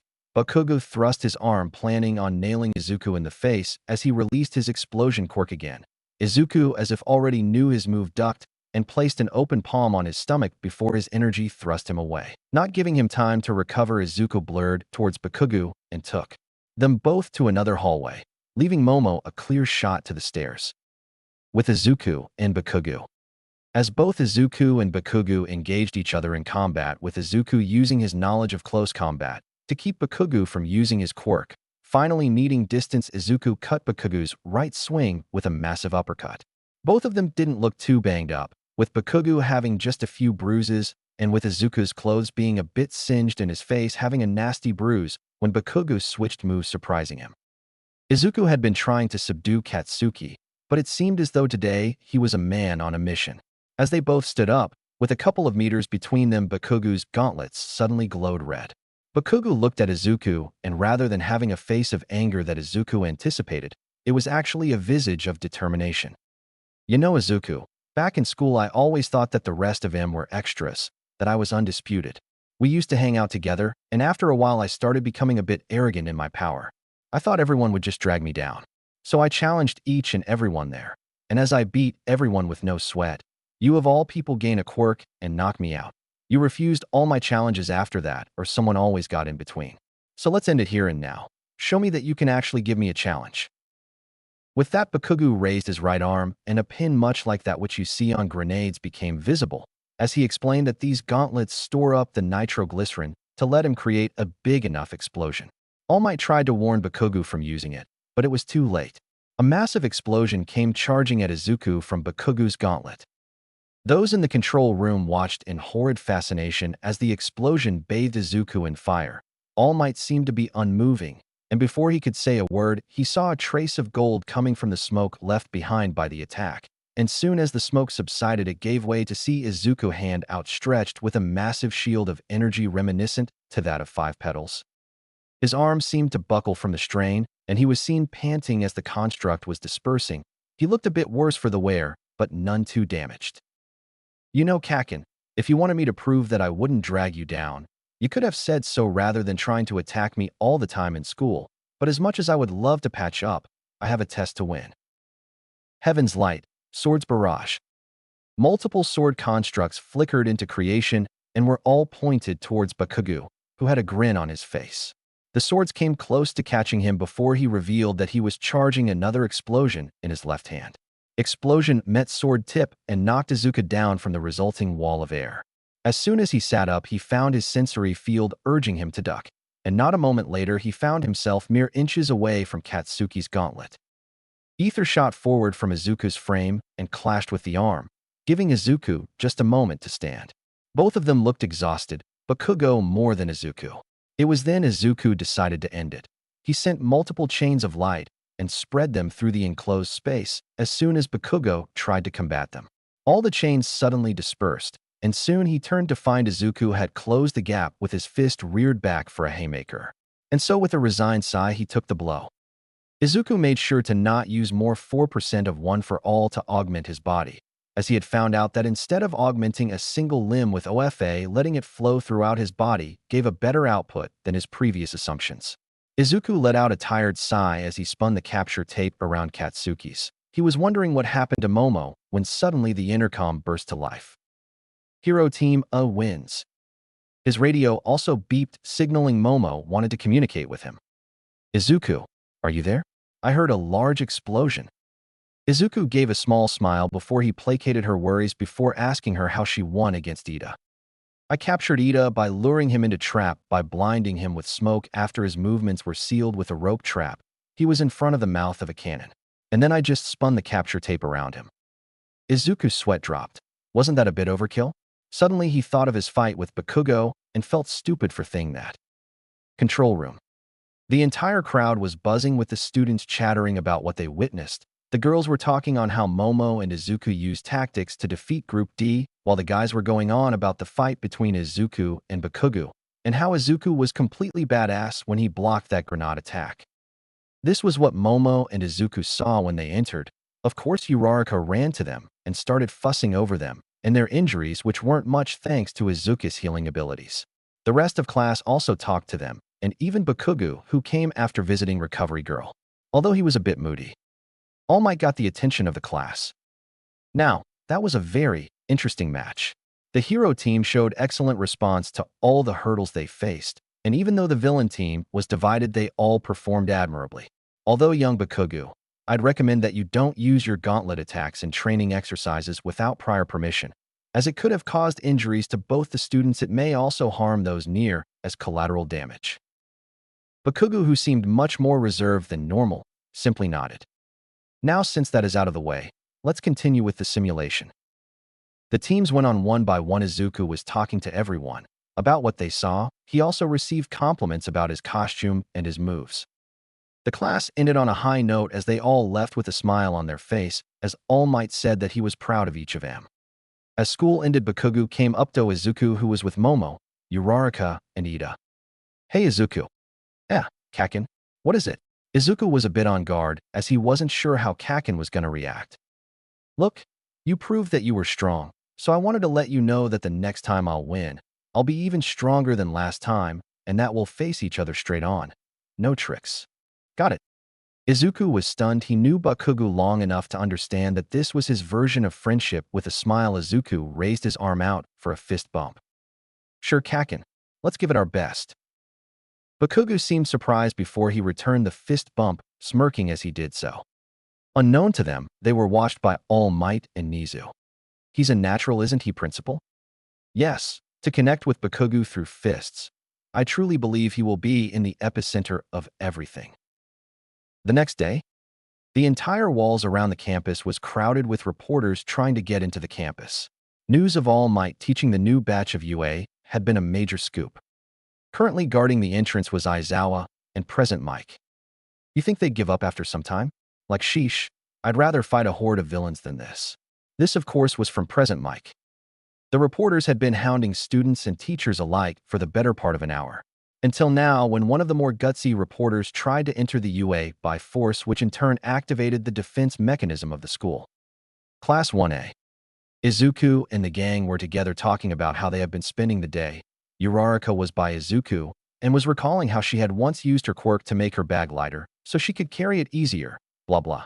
Ida was with Baku, who had mellowed out, berating him on disrespecting the desks. Momo was on the other side of Izuku and was reading through one of his notebooks, while Izuku himself was content just listening to Uraraka's story while answering Momo's questions.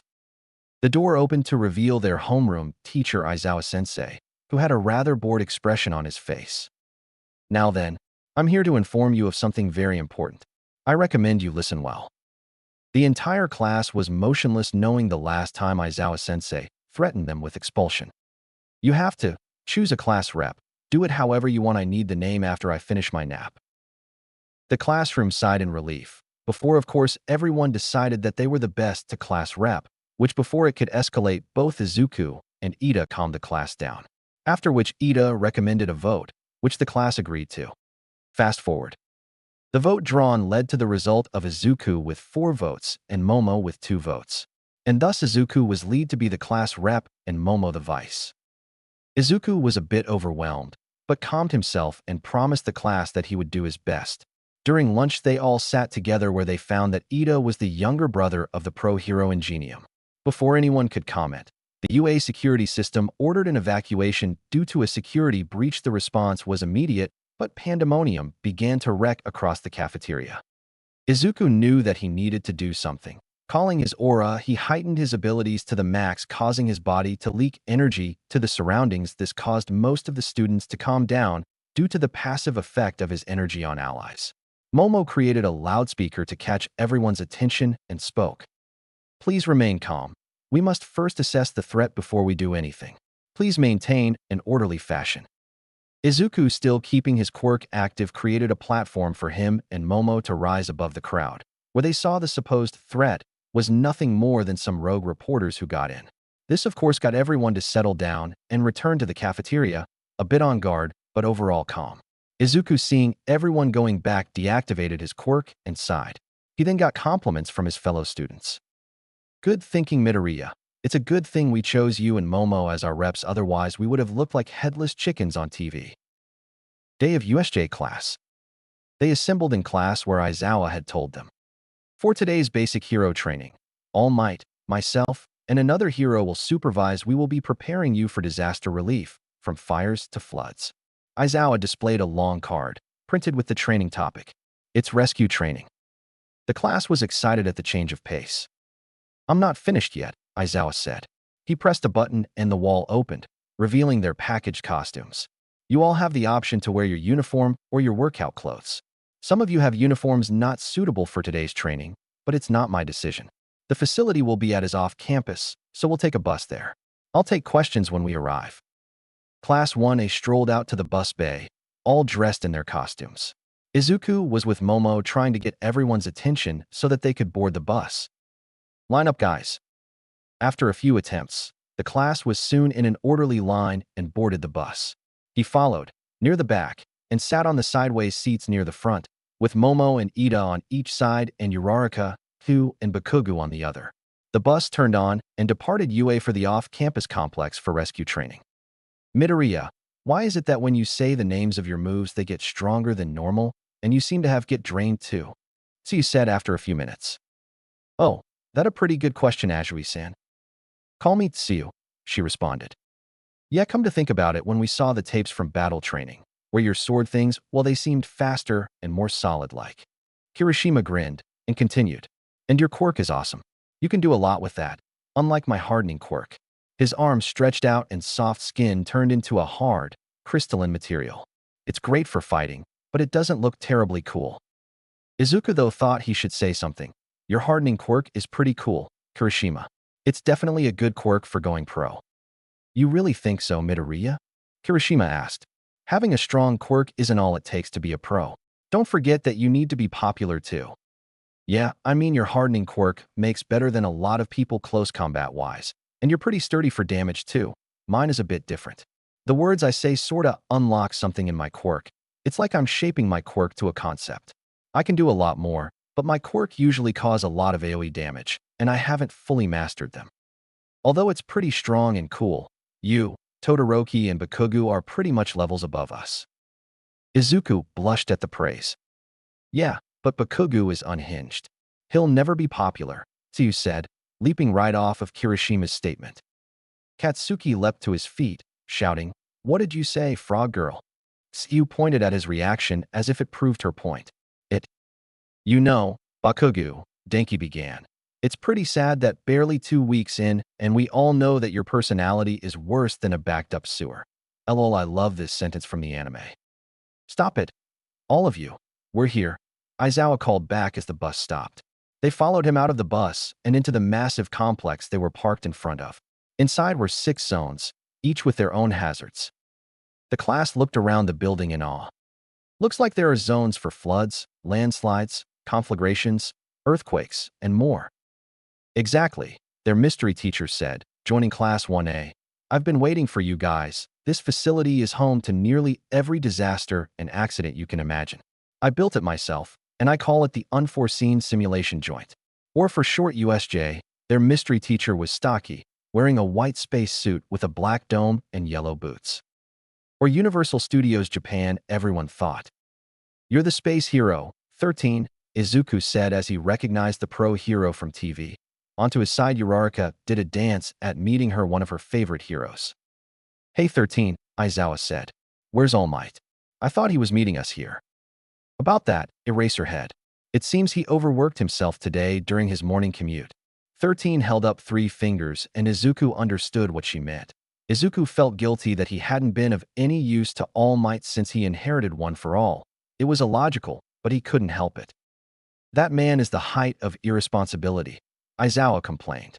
He turned to his students, saying, If he isn't here, then he isn't. Let's get started. Before we do so, 13 cut in. There are some things I want to talk about before we start. As many of you know, my quirk is called Black Hole. It can consume and destroy anything. While I use it to save people in disasters, it can easily kill. I can guess there are some here that have similar abilities, dangerous, and even lethal. In our superpowered society, the usage of quirks is heavily restricted, monitored, and regulated. While it appears stable, all it takes is one mistake with a powerful quirk for many people to die, even if you plan to use it for good reasons. I've been told a little about your previous classwork using quirks. Izawa's test was meant to draw out your potential. All Might's battle training showed you how your quirks can threaten others. Today, however, you will learn how to use them to save lives. Your powers are not meant to harm others, and I hope that when you leave today, you will understand what it means to help people. Thank you for listening. As they applauded 13, Aizawa stepped forward. Now let's begin. He drifted off, looking down at the plaza between the different zones. But then a black and purple mist swirled, expanding, until a hand grabbed the side of the forming hole and a head popped through. With shaggy pale blue hair, red eyes, and a white hand covering his face. Huddle up and don't move. Aizawa shouted back at them. He ignored his students' confusion. 13, protect the students. At this point, dozens of people, villains, were pouring through a giant, black tear in the USJ. What's going on? Is this a part of the exercise? Kirishima asked. Not at all, Aizawa said, pulling on his goggles. Those are villains. A figure emerged from the mist, formed from the same black and purple wisps. 13, and Eraserhead. Where's All Might? All Might is supposed to be here. So that was you, scum. That day the press somehow got on campus. The man with the hand stuck to his face stepped forward. Well, where is he? We've brought a lot of people so we could play together. All Might, the symbol of peace. Where is he here? His attention turned to the students standing behind Aizawa. I wonder if some dead kids will bring him here. Izuku was piecing everything together. They thought All Might was going to be here, so why would they want to face him? Suddenly, it crashed in him. Were they here to kill him? Izuku activated his quirk on instinct. He knew that he needed to keep everyone safe here. He was the reason All Might couldn't make it, so he had to step up. This place is far from campus, and we're the only ones here, Shudo said. Without the sensors activating, nobody at UA knows about what's happening here. They're here to kill All Might, Izuku said, causing the rest of the students to pale. As the final villain exited the black-purple mist, it appeared to be nothing more than a brute. Its brain was exposed, it was bulky, and seemed to incapable of rational thought. But somehow Izuku's very being wanted to be as far away from it as possible. His body felt primal fear staring at them. He turned to the rest of the class. He knew that it was useless unless they escape. That possibility was out the window as he felt the lockdown procedures activating. He felt one for all and ether within him. Almost immediately, he had made a choice. 13. Aizawa shouted over any potential panic. Evacuate the facility and try making contact with the school. One of the villains must be jamming the sensors in our communications. There's a good chance one of their electric types is the cause. Kaminari, try to use your signal to contact UA. Think he nodded. Sensei, you can't mean to fight them all alone, Izuku said. You can't erase all of their quirks. Your fighting style is much better suited towards erasure and a quick disabling move. Fighting so many won't. No good hero is a one-trick pony, Midoriya, Aizawa said, calm as ever. Izuku stared at his sensei. He knew that even with the years of experience and training under his sensei's belt, this fight wouldn't be one he could shrug off. Finally, he decided to trust in his sensei, but a small request first. Sensei, could you please give your hand? Aizawa looked perplexed, but considering the situation, he needed to buy them time, and Izuku can't be stubborn now without good reason. He raised his arm. Izuku aimed his arm at him, and suddenly Aizawa felt like he was in his prime, all his exhaustion from the night patrols leaving him. He stared at Izuku, astonishment clearly seen on his face. Seeing his face, Izuku simply said, Warrior's Blessing. My quirk is primarily suited for supplementary type situations like this, and I thought you would like the power up. Aizawa simply chuckled. His scarf released its tight bonds around his shoulders. 13. Protect my students. And Izuku, you never cease to surprise me. With that, he flicked his scarf out and leapt down the staircase. While Izuku wanted to help Aizawa take down the multitude of villains, he followed 13 and the others towards the exit. They were only a dozen meters from the doors when the black mist appeared before them. Terrible yellow eyes glowered from the black and purple fog. I'm sorry, but I cannot allow you to leave, it said, shocking them. We are the League of Villains. Forgive our intrusion, but we've come here to UA High to kill All Might, the symbol of peace. To fight an entire league dedicated to killing All Might. This was not how today was supposed to go. Izuku had his quirk passively activated, ready to lash out at a moment's notice. We were under the impression that All Might would be here today, the smoke villain continued. It appears the schedule was revised. That is no matter. My role remains unchanged.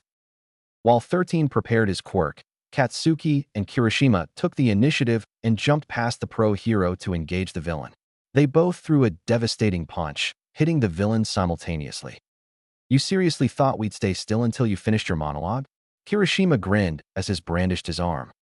The mist villain reformed, revealing a long metal collar and a simple black and white suit beneath the smoke his body formed. That was close. Though you may be students, you are still the best of the best. 13 shouted, "Get back, you two." The villain expanded thick. Dark fog began to overtake the young heroes. "I'll send you all with my comrades," the villain said, seeing that he possessed a warping quirk. He saw some of his classmates being warped away. Izuku started his counterattack. Battle arts, exorcism. A blast of concentrated ether exploded from Izuku's body, deterring the expanding most from coming closer. Shoto, seeing his chance, reacted by sending ice spears as the villain. Retreating backwards, this gave the students breathing space. 13, seizing the opportunity, told Ida, who he noticed was a relative to Ingenium, to run and get back up. Before Ida could deny the plan, Izuku laid a hand on his shoulder. Looking at his friend's face, he saw nothing but trust in them. With a nod, Ida activated his quirk. "You must be stupid to talk about your strategy in front of the enemy." With that, he expanded again, trying to catch all of the students again, but 13 activated his quirk, immobilizing and drawing the villain in towards his quirk. Ida, seeing the chance, ran towards the door. While you may have a very strong quirk, you are a rescue hero, which means you lack battle instincts. Before anyone could move, a warp gate opened behind 13, which caused damage to his entire back. Almost immediately, the villain flew towards Ida, who was already near the door, trying to pry it open. Just as he was about to reach Ida, an ice wall blocked his path. And the moment he stopped, he was face to face with the Bakugo, who immediately aimed an explosion towards the villain's visible armor. Knowing that he couldn't risk getting caught with the blow, he warped himself to the air. And almost immediately, he was assaulted with golden swords that seemed come in from all directions. As he saw from the corner of his eye, he saw the door was forced open and his captive had escaped. He was broken from his thoughts when he was locked together with chains of light and thrown towards the forested area. With Izuku. Izuku let out a breath of relief. While it wasn't a great victory, it provided him time to group up with his classmates and hopefully heal 13.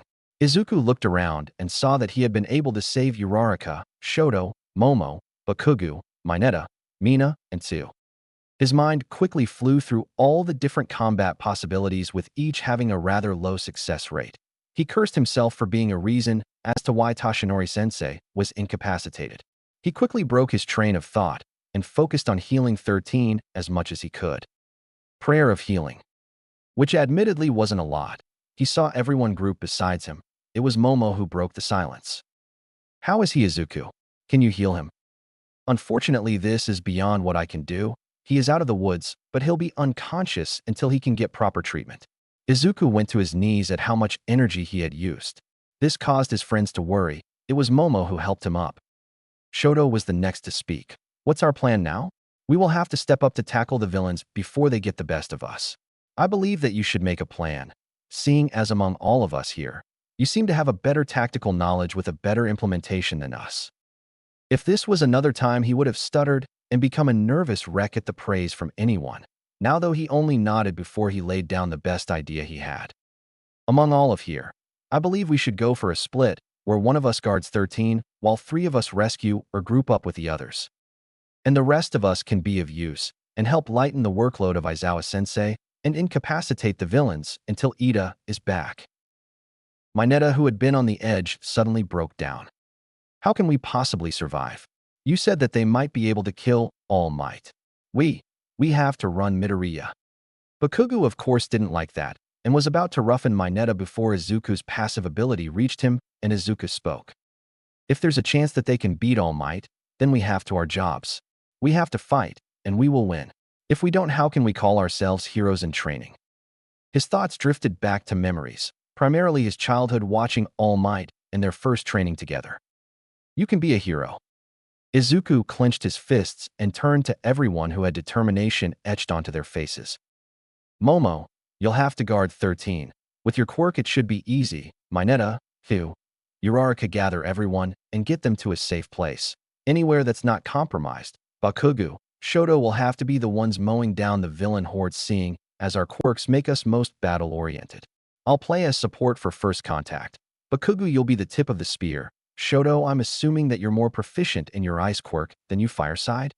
to which he received a delayed nod. Okay, provide Bakugu cover fire, after which we'll join him in the front lines. Any opposition? Receiving nothing but nods from each of them, they separated, each having their communications activated.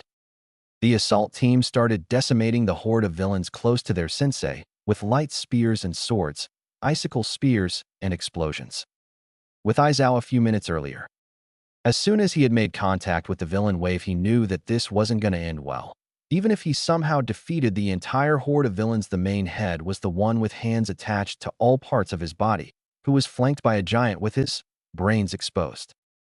Whatever his student had done to him seriously gave him an edge over everyone, but then he was worried about the side effects to this much power. He was erasing Quirk's left and right. While they lacked in quality, the number of villains was meant to make him get tired rather quickly, but it seemed much slower than in comparison. His battle instincts suddenly screamed at him to move from his position, which he of course paid heed to. As not even a moment later, he saw a fist making contact with the ground which he was standing on not a second later. The bird brain-like villain seemed to possess a high level of speed and strength comparable to All Might. It turned to him again and attempted to hit him again, but Aizawa seemed to dodge them by an inch or so. Eraserhead, you're so cool. To be able to dodge Numu's hits even if barely. I hate it when heroes live up to their hype. Aizawa, on the other hand, noticed that the only reason he was actually able to dodge the blows was because he wasn't tired much, and also due to the fact that Warrior's Blessing was still active. Knowing he couldn't keep dodging forever, especially since the rest of the villains were surrounding them, he quickly jumped back farther and used his scarf to catch a villain by surprise and threw it at the giant, granting him a few more seconds.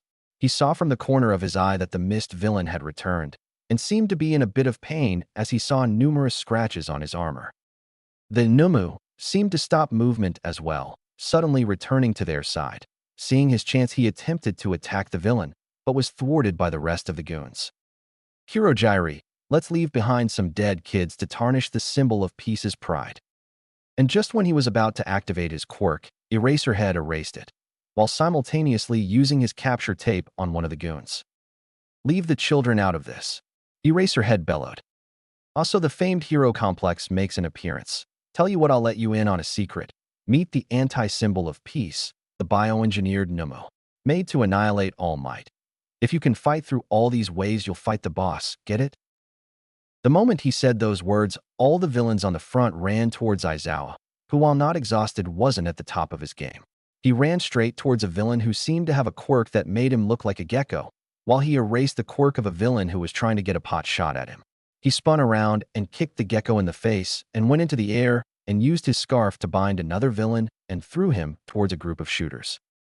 Aizawa was a whirlwind of mayhem, showing the villains what happens when a pro goes serious, but then the inevitable happened. He slipped up, overextending a step caused him to miscalculate on where his scarf would go. This gave a villain who seemed to possess a flamethrower quirk to shoot at him. Aizawa knew the only way was to take it head on and hope he survived, so he closed his eyes, grit his teeth, and braced for the pain, except it never came. Instead, he heard a familiar voice scream, "Die," followed by a very familiar explosion. Opening his eyes, he saw Bakugu with his fist buried inside the stomach of the villain.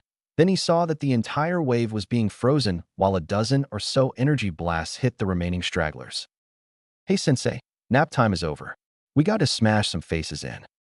Aizawa turned to see Bakugu standing in front of him, turned knocking out villains with his quirk. "Why are you here? You were supposed to escape with 13 and bring help." The mist idiot shut off that chance when he injured 13, seeing his teacher's face go grim.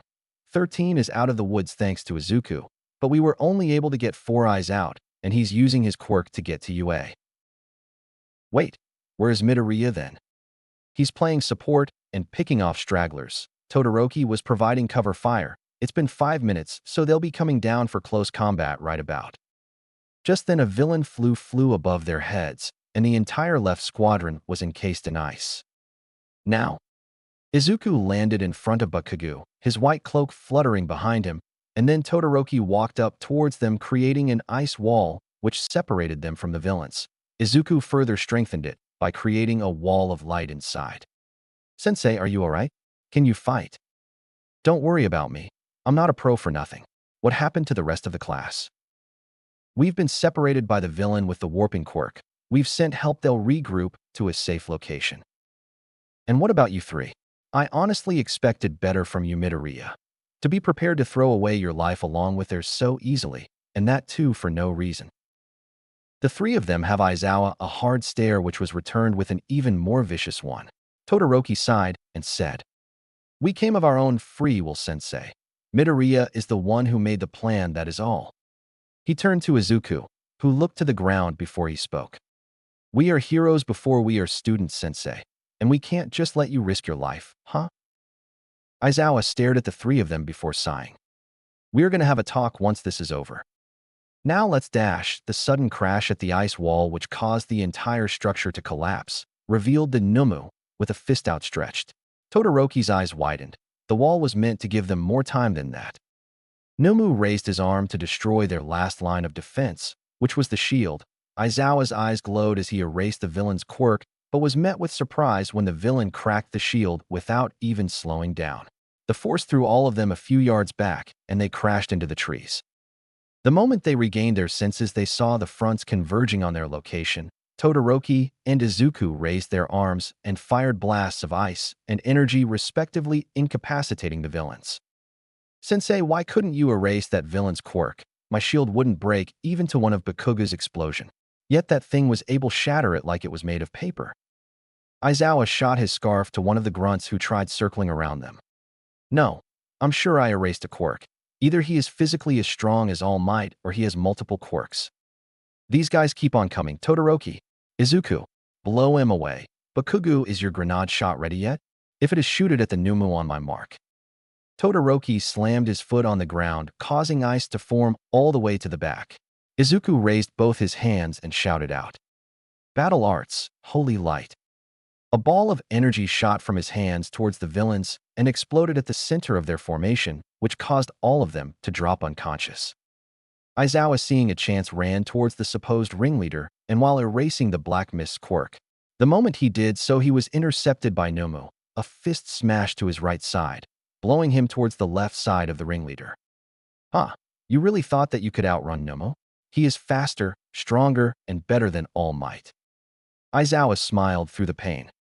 "No, it was just so that I could keep you distracted and erase that warping quirk of yours. Bakuga now." Bakugu suddenly emerged from behind Numu, his gauntlet aimed directly at Numu, who was in the path of both the other two villains. "Take this, you freak." An explosion struck true as Bakugu flew back from the recoil. Aizawa was brought to their side by Izuku's light rope and was already working on healing him. They waited with bated breath as the dust cloud settled. They saw Numu with his entire left side gone. The ringleader stared at Bakugu before laughing. "That's a pretty powerful quirk you have, but Numu has a special ability. You want to know what it is?" Their eyes drifted to Numu, whose right side was regenerating at an amazing speed. Izuku noticed that it was faster than his regeneration as well. The few remaining villains grouped up with Numu in the back. The leader turned to Aizawa, who was partially healed, and spoke. "Final round. Let's go, hero." With that, they charged. Aizawa jumped over majority of the villains and directly attacked the leader. Todoroki, on the other hand, froze any villain within proximity. Bakugu struck any of those that came close to their guards. Izuku stared at the fight in front of him. He knew that couldn't keep it up for long, so he decided to tip the scales. Heaven's Light, Prayer of Salvation. Izuku felt his reserves go down to half, yet it was worth the cost as his allies felt the spell take effect. Todoroki gave Izuku a look of respect. He felt all of his attacks becomes 2x as fast and strong. The horde of villains were soon dwindling in number. Bakugo was like a fish in water, causing havoc and destruction in the midst of the villains. He saw the look of surprise in the ringleader's face along with the mist villain, but it was then he noticed the Goliath was missing. Aizawa realized the same thing, but due to diverting his concentration, his opponent scored a hit, causing him to rocket towards the other side, to where Todoroki caught him. Even though Izuku's magic tried to heal him, it was of no use as Aizawa was losing consciousness and a lot of blood. Izuku could see that he was barely hanging on. "Gee, get out of here. You guys can't take them on alone." Izuku ignored everything else and poured as much as ether he could into his next spell. Heaven's Light, White Art of Healing, Desperate Prayer. A blinding light erupted from his hands to Aizawa, encasing him in magic, slowly healing him. Though he lost consciousness, he was now away from death's door. Izuku, on the other hand, felt his magic reserves drop to near zero. Huh. Seems you have a healer in your party, and it seems he is pretty high level. Good, I wouldn't like this to end so soon, especially since Kirojiri took so much time rounding up the kids. Izuku and Todoroki's eyes widened, while Bakuga's narrowed. And as soon as he finished saying those words, a warp gate opened to the right of all of them, and out came all of their classmates. Most were unconscious, and they looked as though they had fought back. Then he saw Momo and Uraraka come out with a partially healed 13. It seemed as though they were the most injured. Momo and Uraraka must have put up an even more violent fight, seeing as they looked to have the most injuries save for 13. Izuku had to restrain himself from rushing over to them. Kirojiri appeared behind the villain leader. His armor was broken in a few places, and his eyes glowing with irritation. Some of these kids should know when to give up. Those little twerps were putting up such a fight. Shigaraki, why are we wasting time? Just kill them with your disintegration and be done with it. If the pros get here, we won't be able to escape without casualties. You worry too much, Kirojiri. Remember that we've set enough distractions around the city in case something like this happened. Sensei was right in doing so too. I found an interesting group of enemy players. Izuku knew that in this situation it was next to hopeless. Their teachers were out of commission, their friends held hostage, and both Todoroki and Kaken along with himself were on their last legs. He watched the two villains interact with each other. He could do nothing as his exhaustion was keeping him from moving. Nomu, kill those boys. With the healer out of commission, it should be easy enough for you. And make sure it's slow and painful. A shrill sound escaped the mouth of the beast as it slowly walked towards the three of them. Izuku's body filled with dread. There was no way that they could win. Even distractions wouldn't work on it, seeing if it is comparable to All Might. Then it could crush them all in a single blow. Todoroki did not seem to share Izuku's idea, though, as a large amount of ice rushed towards Nomu, who dodged back and continued evading as the ice followed him. Izuku, it would be best for you to recover while we deal with the villain. Take Aizawa-sensei towards the rest of them. I'll provide cover for you. Bakuga, make sure he reaches there. Bakuga scowled before giving a reluctant nod. Izuku carried him towards the rest of the class, who were slowly waking up. Todoroki summoned 3 walls of ice to cover them from the enemy, although he was worried at how long he could hold out until the villain decided to get serious. As Izuku reached the class, he laid Aizawa near 13 and turned to Uraraka and Momo. They stared at him, fear clear in their eyes. Izuku couldn't blame them. The villains had thought about this attack very clearly. The distractions must be simultaneous attacks on the city. Izuku knew that there was nothing they could do. Yet as he saw Todoroki and Kaken give it their all against the remaining villains, he couldn't help but feel lacking. They were giving it their all to keep them safe, while he was here licking his wounds. While he knew that he couldn't do anything, especially after using the last of his energy. Except, Izuku wouldn't take a back seat. He looked to the rest of those awake and gave a smile much like the ones All Might would give. It's gonna be alright. And with that, Izuku turned and stared at the villains. And then he channeled one for all to every part of his body. He could feel his body protest. He could feel it tearing itself apart. He could feel the undiluted power flowing within. This was what All Might had entrusted him. This was hope. And then he disappeared. Not a moment later, a bunch of villains were sent flying away. Bakuga turned to the direction they came from and saw Izuku, fist outstretched. Todoroki, freeze the entire place now. Kaken aimed the grenade shot at Big and Ugly. Both nodded. Another wave of ice covered the entire ground the villains were standing on. Bakuga took off the second pin, and the shot went exploding towards the beast. Izuku went and aimed his fist directly at Kirojiri, who had been trying to warp away the explosion with no success. The bones in Izuku's body were strained at the backlash of the punch, yet they held on. He could feel his control slipping.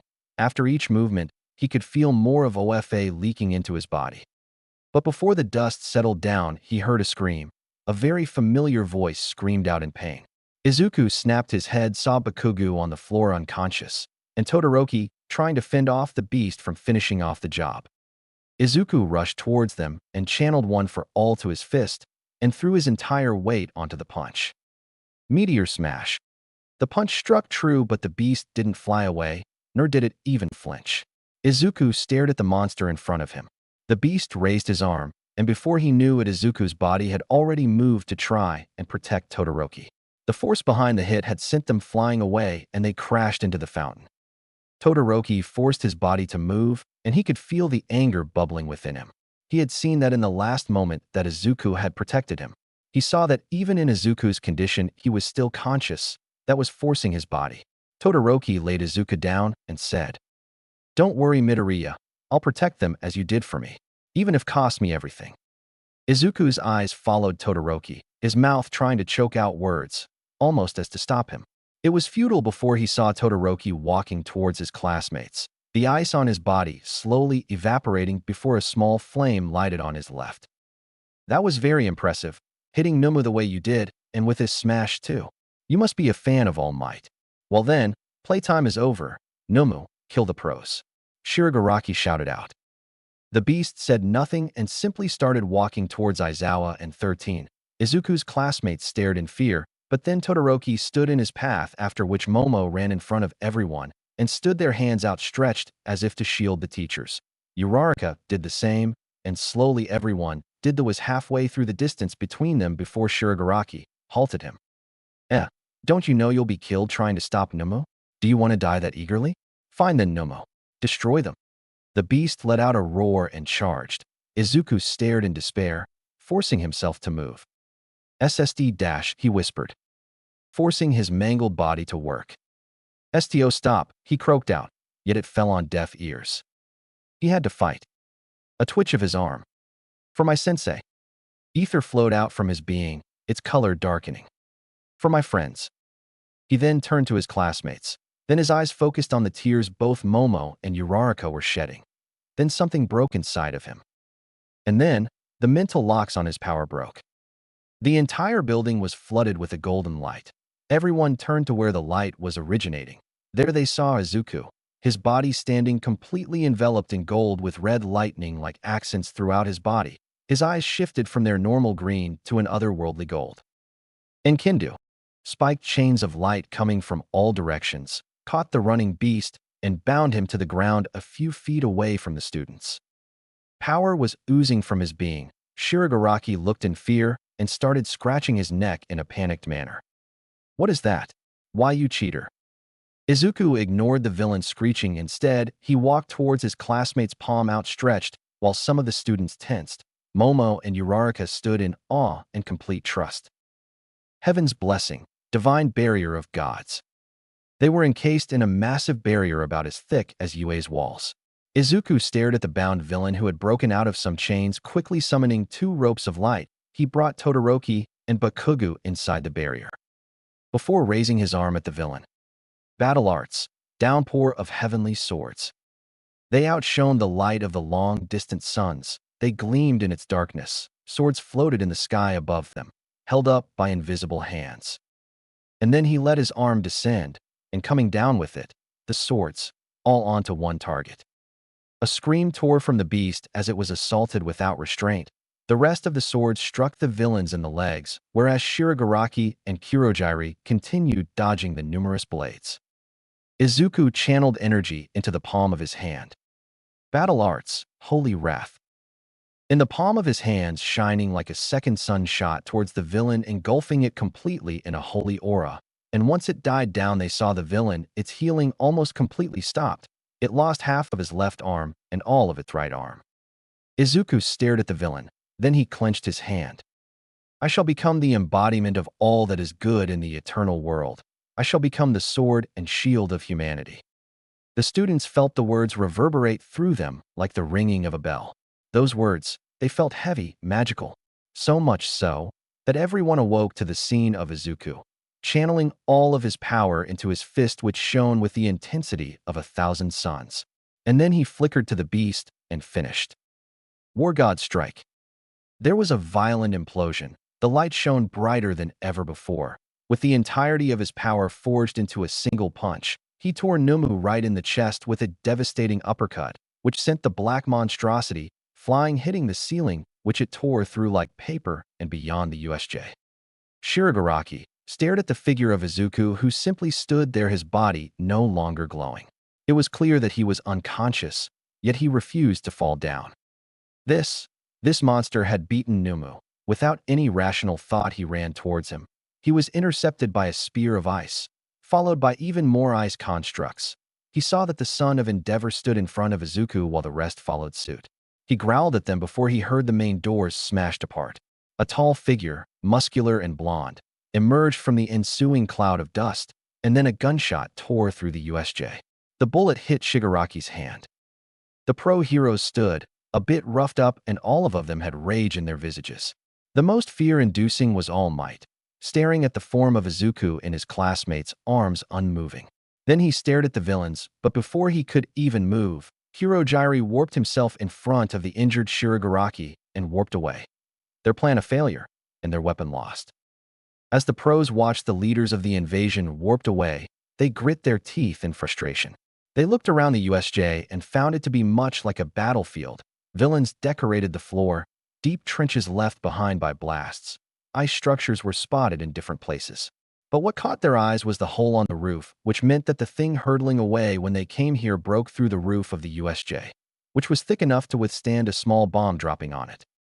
They divided themselves into groups and rushed to the kids to see if any were injured. A burst of wind alerted them that All Might was now near his students along with Recovery Girl. The scene All Might reached to was one filled with dread. Izuku had his head on Uraraka's lap, and Momo was trying and failing to wake him up. All of the kids had tears in their eyes, while Aizawa looked on in a mix of pride and horror. Recovery Girl walked forward. The students parted to give her space, each of them pleading her to help. She stopped in front of Izuku where the girls with tears in their eyes let Izuku's head softly onto a pillow Momo had created. As she looked at Izuku's form, she assessed the damage. His entire hero suit was barely hanging together. The cloak was reduced to a few pieces of cloth stuck to his left shoulder. The body armor was reduced to just covering a bit of his chest. As for injuries, his right arm was broken. Entire body seemed to be damaged from the inside, which meant he channeled a staggering of his full power without any restraint through his entire body. And then it seemed as though his skin was burnt. Actually, now that she thought about it, it seemed as though he completely depleted himself or any energy, which meant his healing factor was completely negated. Recovery Girl knew what she had to do. She turned to the students and asked, "While I don't know what he's done to himself, I can heal him up, but he lacks any energy or stamina inside him. My quirk would kill him in this condition. Now I ask that one of you volunteer to become a battery for me to heal Izuku. There will be a risk of overdoing it, so please choose wisely." Whatever she expected, it certainly wasn't all the kids jumping to offer what little energy had to help save Izuku. She smiled before telling them to put a hand on her shoulder and do the same until the end. Momo and Uraraka shot to both of Recovery Girl's shoulder, and the rest rushed over and did the same on theirs. Recovery Girl channeled the combined energy towards Izuku and saw that he became healed. His bones mended back, the skin flaked up and fell off, revealing new pinkish skin, and then she diverted the energy to his entire body, letting it soak up within him, causing his quirk to latch on and activate so as to help Izuku. This went on until Izuku simply looked asleep and not like a dead man. Recovery Girl cut off the connection and told the kids they could let go, which they did, although some of them immediately went to their knees as it must have taken a lot out of them. Time skip, 6 days later. Tashinori stared at the form of Izuku. While he was healed physically, it seemed as though it would take some time for him to wake up. All the other kids only had some cuts and bruises. The only other threatening injury was 13, and he too would soon recover, as it seemed Izuku had done some healing immediately after 13 was struck, and along with Aizawa and Bakugo. Aizawa had a checkup and found that he was mostly alright other than some bruising in his ribs, which of course he refused to believe as he was struck by the Numu and was almost sure his entire chest collapsed. A fight almost broke off until the partly injured Todoroki explained on how Izuku used his remaining energy to heal him. This of course made both the doctors and the heroes wide-eyed, as seeing that even Recovery Girl would need the stamina of at least 20 people to get Aizawa healed. Before anyone could ridicule Todoroki's claims, Recovery Girl herself stated that Izuku was indeed capable of such feats, as his work in the hospital when he was a kid testified to those claims. Aizawa didn't say a word after that, and just simply went out, but visiting every 6 hours or so to check up on Izuku. It was the first time Tashinori had seen Aizawa anything like this. Todoroki and Bakugo were fine other than a few broken bones which were fixed by Recovery Girl. They did express concern over Izuku in their own way, which was basically inquiring where he is and asked to be notified when he was awake. His mom was informed of what happened and she came rushing to the hospital, frantic to see her son. Those first wails had haunted Tashinori ever since. He had told that Izuku did what had to because of his absence during their class. Yet, to his surprise, Inko had said that Izuku wouldn't want her to blame anyone, that if anyone was in need of saving, Izuku wouldn't even hesitate to put himself in harm's way. After that, she left, leaving a stunned Tashinori. Then, of course, were his most frequent visitors, his classmates, and at the top were Momo and Uraraka, who spent any time they had in the hospital. It seemed as though he was already a heartthrob. Tashinori half-heartedly joked to himself. He thought about the accounts he had heard from the students when questioned about the incident. While most of them were separated at the beginning, it seemed Izuku had taken command of the remaining students and had them rescue the other students while he, Bakugo, and Todoroki assisted Aizawa. Then, of course, after Izuku proved his worth, things went downhill. The villain with the warping quirk, Kirojiri, he remembered, captured all of them and was about to slaughter them before Izuku truly went beyond his limits. From what Izuku's friends had said, he was on his last legs from defending them along with Todoroki and Bakugo, but then he was suddenly covered in red lighting. He knew from that account that after all of his ether was depleted, Izuku had channeled pure OFA throughout his body. Then he learnt that, after which he proceeded to decimate the villain who he heard was built to from the ground up to destroy him. This, of course, had froze the blood of all who heard it.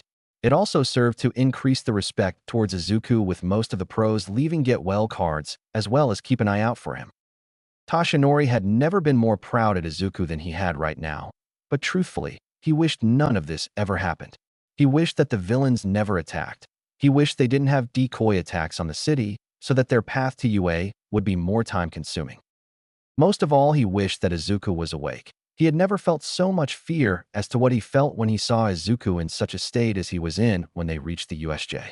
Recovery Girl explained that Izuku had forcefully removed any instinctual barrier he had placed on his quirks, but this had caused his body to act only to subconscious commands. Of course, he was only partially successful at this, but the fact that he once again blew them all away and saved the lives of his teachers and students filled him with pride. Nedzu himself asked to notified when Izuku woke so that he could thank Izuku personally. He has proven himself in the eyes of so many people.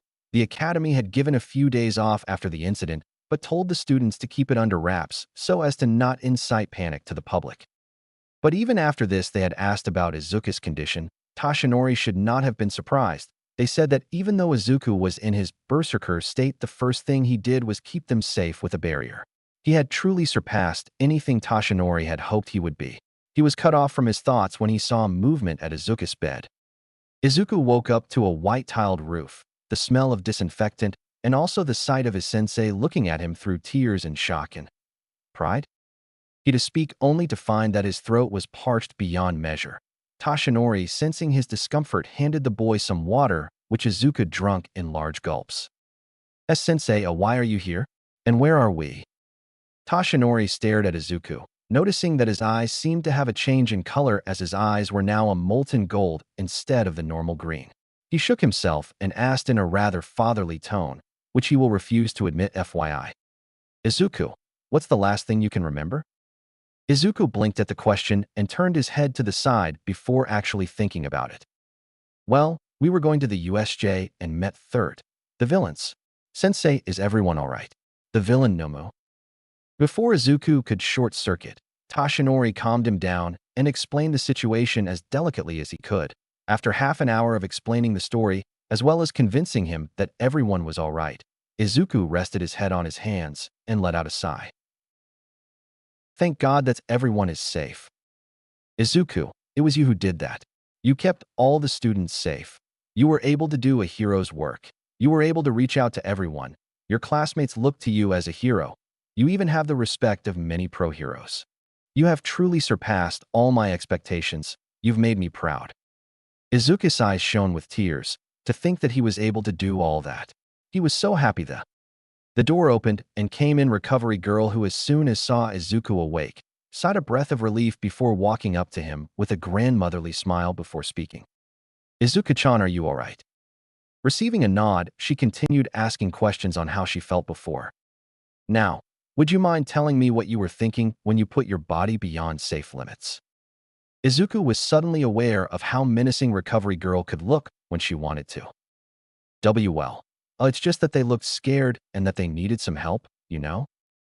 Recovery Girl gave him a look that said that this wasn't over. Well, let me explain what you did. You ripped out some of the restraints your body keeps so that you don't explode from all the power that's inside of you. And in doing so, made some unexpected changes. It seems as though One for All had evolved so that you can use it better. It can now augment not only your physique, but now your ether. And there is a matter on what happened to your body when that happened. It seemed as though your body released so much potent energy that it literally burnt your skin off. And due to your healing, you were literally in a cycle of causing damage to your body and healing it. This, of course, made problems. You were literally empty of energy. It was thanks to your classmates that there are no permanent damages. They lent me their stamina so that I could heal you. Now I recommend that you do not overexert yourself for the next few days, even though you're physically in perfect condition. Also, your new eye color suits you. Izuku, thanked Recovery Girl, who left to inform the principal, was suddenly thinking on two things she said. First, he was all right only thanks to his classmates. This, of course, caused a warm feeling to envelop his heart. Second, what change in eye color? He found out when he was handed a mirror by his sensei. Instead of the green eyes he was accustomed to, it was now a molten gold. He suddenly noticed the numerous "Get Well Soon" cards on the desk, some from his classmates, and the rest were heroes. This, of course, caused him much happiness. The principal entered the room with Aizawa on tow. He clumsily bowed his head in respect, but the principal waved it off. Now, Midoriya-kun, I must admit you truly have a heart of gold. We saw your state after the incident and heard accounts of what happened. And you see, most of them were centered on you. In such a dangerous situation, you were able to rise above the rest and took the bull by the horns. I dare say that if you weren't there, the villains would have won. And then there is one part of the entire thing that happened that truly struck me. You see, at the end, even after you expended all your energy, the beast was able to overpower you. But then you did something incredible. You see, in the face of danger, you displayed the most important aspect of a hero. The principal stared into Izuku's eyes. Because what else defines a hero than self-sacrifice? The principal walked to the door and turned before he bowed, shocking all three of them. So I thank you, Midoriya, for saving my students' lives, even though you are one yourself. I hope you get well soon. The door closed, leaving the three people behind, stunned. Aizawa was the first to snap out of it. He coughed into his hand, grabbing their attention. Midoriya, Izuku, what you did was not only incredibly reckless. Izuku recoiled at Aizawa's tone before Aizawa sighed. But also very heroic. You saved not only the students' lives, but you saved mine. I was pretty sure that would have been my last fight. But you in the middle of the battle healed me to an extent that no one would believe unless they were there to see it. So, thank you, Izuku. I believe you have the most potential I have ever seen. With a nod to both of them, Aizawa left. Toshinori was giddy right now. Well then, Izuku, it seems you have earned Aizawa's respect. Congratulations. Now, you should get your rest. Classes start the day after, and I'm sure your mother would love to have you home tomorrow. 2 days later. Izuku sat in class surrounded by his classmates, who were asking so many questions at once that he couldn't help but feel overwhelmed. He thought about the things that happened over the past 2 days. The moment he reached home, his mother hugged him so hard that he thought that she also had one for all, and then proceeded to bawl out and berate him for not thinking of his mother when he went and risked his life. Then a few hours later, around noon, he received calls from Ida, Momo, and Uraraka. While he was able to quell Ida's worries, it wasn't so simple to get the girls to believe him. And then he spent the next 2 hours hearing the girls scolding him through their tears, after which they demanded that they spend time together after school, which he agreed to, not wanting to incur their wrath again. Then, the moment he entered the academy, he was the subject to many whispers, and then it was mayhem when he entered the class, as all of his classmates were waiting for him to enter. Which led to the current predicament. It was only when Ida came in and demanded that he not feel suffocated did Izuku finally get breathing space. After receiving a chorus of apologies, an awkward silence took place. Fumikage was the first to break it. First of all, I guess this is common for all of us. Thank you for protecting us, Midoriya. You too, Todoroki Bako. If you guys weren't there, we would have been finished. Kirishima took the initiative and asked the next question. Midoriya, what actually happened at the end? I mean, we were prepared to be the final line of defense against that thing, and then suddenly you go beast mode and send that guy flying away like the finishing move in a video game. The entire class nodded in agreement. Izuku broke out in sweat, not knowing how to answer that question. But then he remembered how that they were the reason that he was still alive, so he decided to tell them as much as he could without breaking his promise to All Might. At the end, everyone was looking at him awe, while Bakugo and Todoroki looked in respect, but the rest of them did. They heard the door open to show their homeroom teacher in all his glory. After a short speech on how proud he was on how each of them handled themselves, he went into business, which was the UA Sports Festival, which due to obvious reasons was scheduled a month and a half later rather than at the end of this month as planned. He went on to explain that they should take this opportunity to train as much as possible. Should we really be having the sports festival? I mean, especially after that attack? Mineta, of course, asked, scared out of his mind. The UA Sports Festival is crucial for anyone who plans to go pro, 1 chance a year and 3 chances in all. The eyes of the world will be on UA, and as such many will be watching you. This is the chance for you kids to get scouted by the pros. Momo further explained the importance of making an impact on the pros if they wanted to go above the level of sidekicks, which most people won't qualify for. Now, class is dismissed. With that, the entire class started discussing their plans for the month, as well as the preparation for UA. Momo, Uraraka, and Ida were with Izuku planning on where they should go after school. Then as soon as it was lunchtime, Izuku was hauled away by All Might to the teacher's lounge. Sensei, why are we here? A confused Midoriya asked Toshinori, who was preparing tea. Izuku, the sports festival coming up will be your official debut to the world. You already have a name for yourself among the higher-ups. Your entrance scores were the highest we had in generations, and there is the fact that you were able to defeat that Numa guy. This will your perfect launch pad to being the next symbol of peace. Toshinori stared at Izuku with determination. The villains have realized that my time as the symbol of peace is coming to an end. Not today or tomorrow, but in the near future. That means you must be prepared to take up my mantle. You have already exceeded any expectations I had of you in the past months. You have all that it takes to be a better symbol than I ever could. And the sports festival is the prime opportunity to do so. Those who know of what you've accomplished will be watching you closely, including many of the elite. Izuku's eyes bulged out at the claim. Every evening meet me where we used to train starting tonight. It's my goal to see you that you are ready for the sports festival. And even beyond that, your main rivals will of course be young Bakugo and Todoroki. As Class 1A packed to go home, they heard sounds of something akin to a mob beyond their door. They all stared at the door, curious. Izuku, having an idea on what was happening, opened the door, and like he expected, a large crowd was gathered, their phones out and eyes focused. Bakugo came to his side. "Get out of my way, extras," Bakugo shouted. "If you're hoping to scope out the competition, go somewhere else. You won't learn shit from us." The crowd grumbled, yet stayed still. While it's true that most of them came to get a look, a tall boy near the back said. He made his way forward. "You're humble, for a kid in the hero course." Izuku, sensing the tension, decided to defuse the situation. "I'm sorry, but while it's strategic to scout the competition, you are blocking our way." "And who are you?" It was Kaminari who answered. "That's our class rep you're talking to." The other teen raised an eye. "Oh, so you're Midoriya, Izuku, huh? You don't look like much." This, of course, sent the crowd into murmurs. Kirishima walked forward, preparing to give him a smackdown before he was interrupted by Bakugo.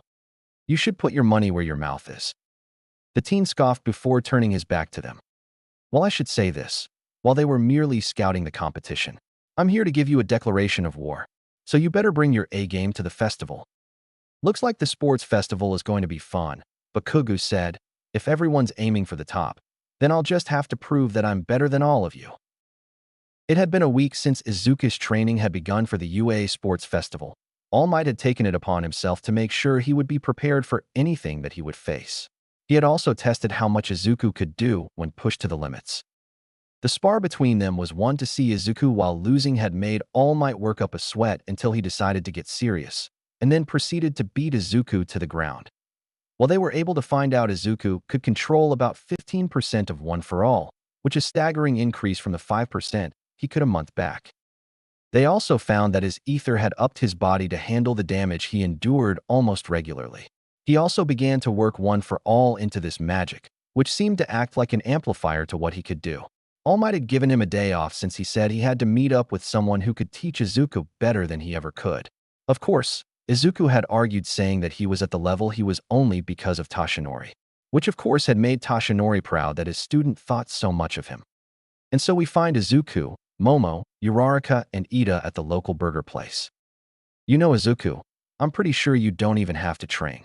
You could fight us all off with one hand tied behind your back. Uraraka grumbled. Momo and Ida seemed to agree with her, which sent Izuku to chuckle a bit awkwardly. Yeah, Izuku, I mean the only challenge you have are maybe Todoroki and Bakugo. Even then I'm pretty sure that you could still win. Momo said. Yes, I agree with what they say, Midoriya. You three are leagues above where we are. Ida added his 2 cents. Izuku's sweat dropped at how they had placed him on such a big pedestal. He looked at the three who had become his best friends. With a nod, he promised himself to make sure that he helped them as much as he could.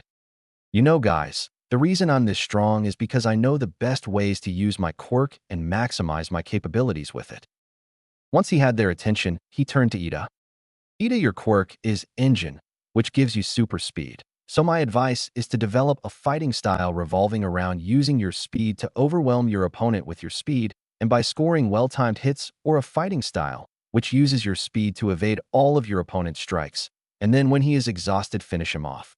And you could increase the damage of your strikes by timing the activation of your quirk so that your kicks would literally hit at unblockable speeds. Ida seemed stupefied that Izuku gave him such good advice, especially when this could be used against Izuku himself. Uraraka, your quirk is special mostly because if your limit, which seems to be 3 tons, is crossed, you could potentially be able to lift anything. And I'd say that if you practice hand-to-hand combat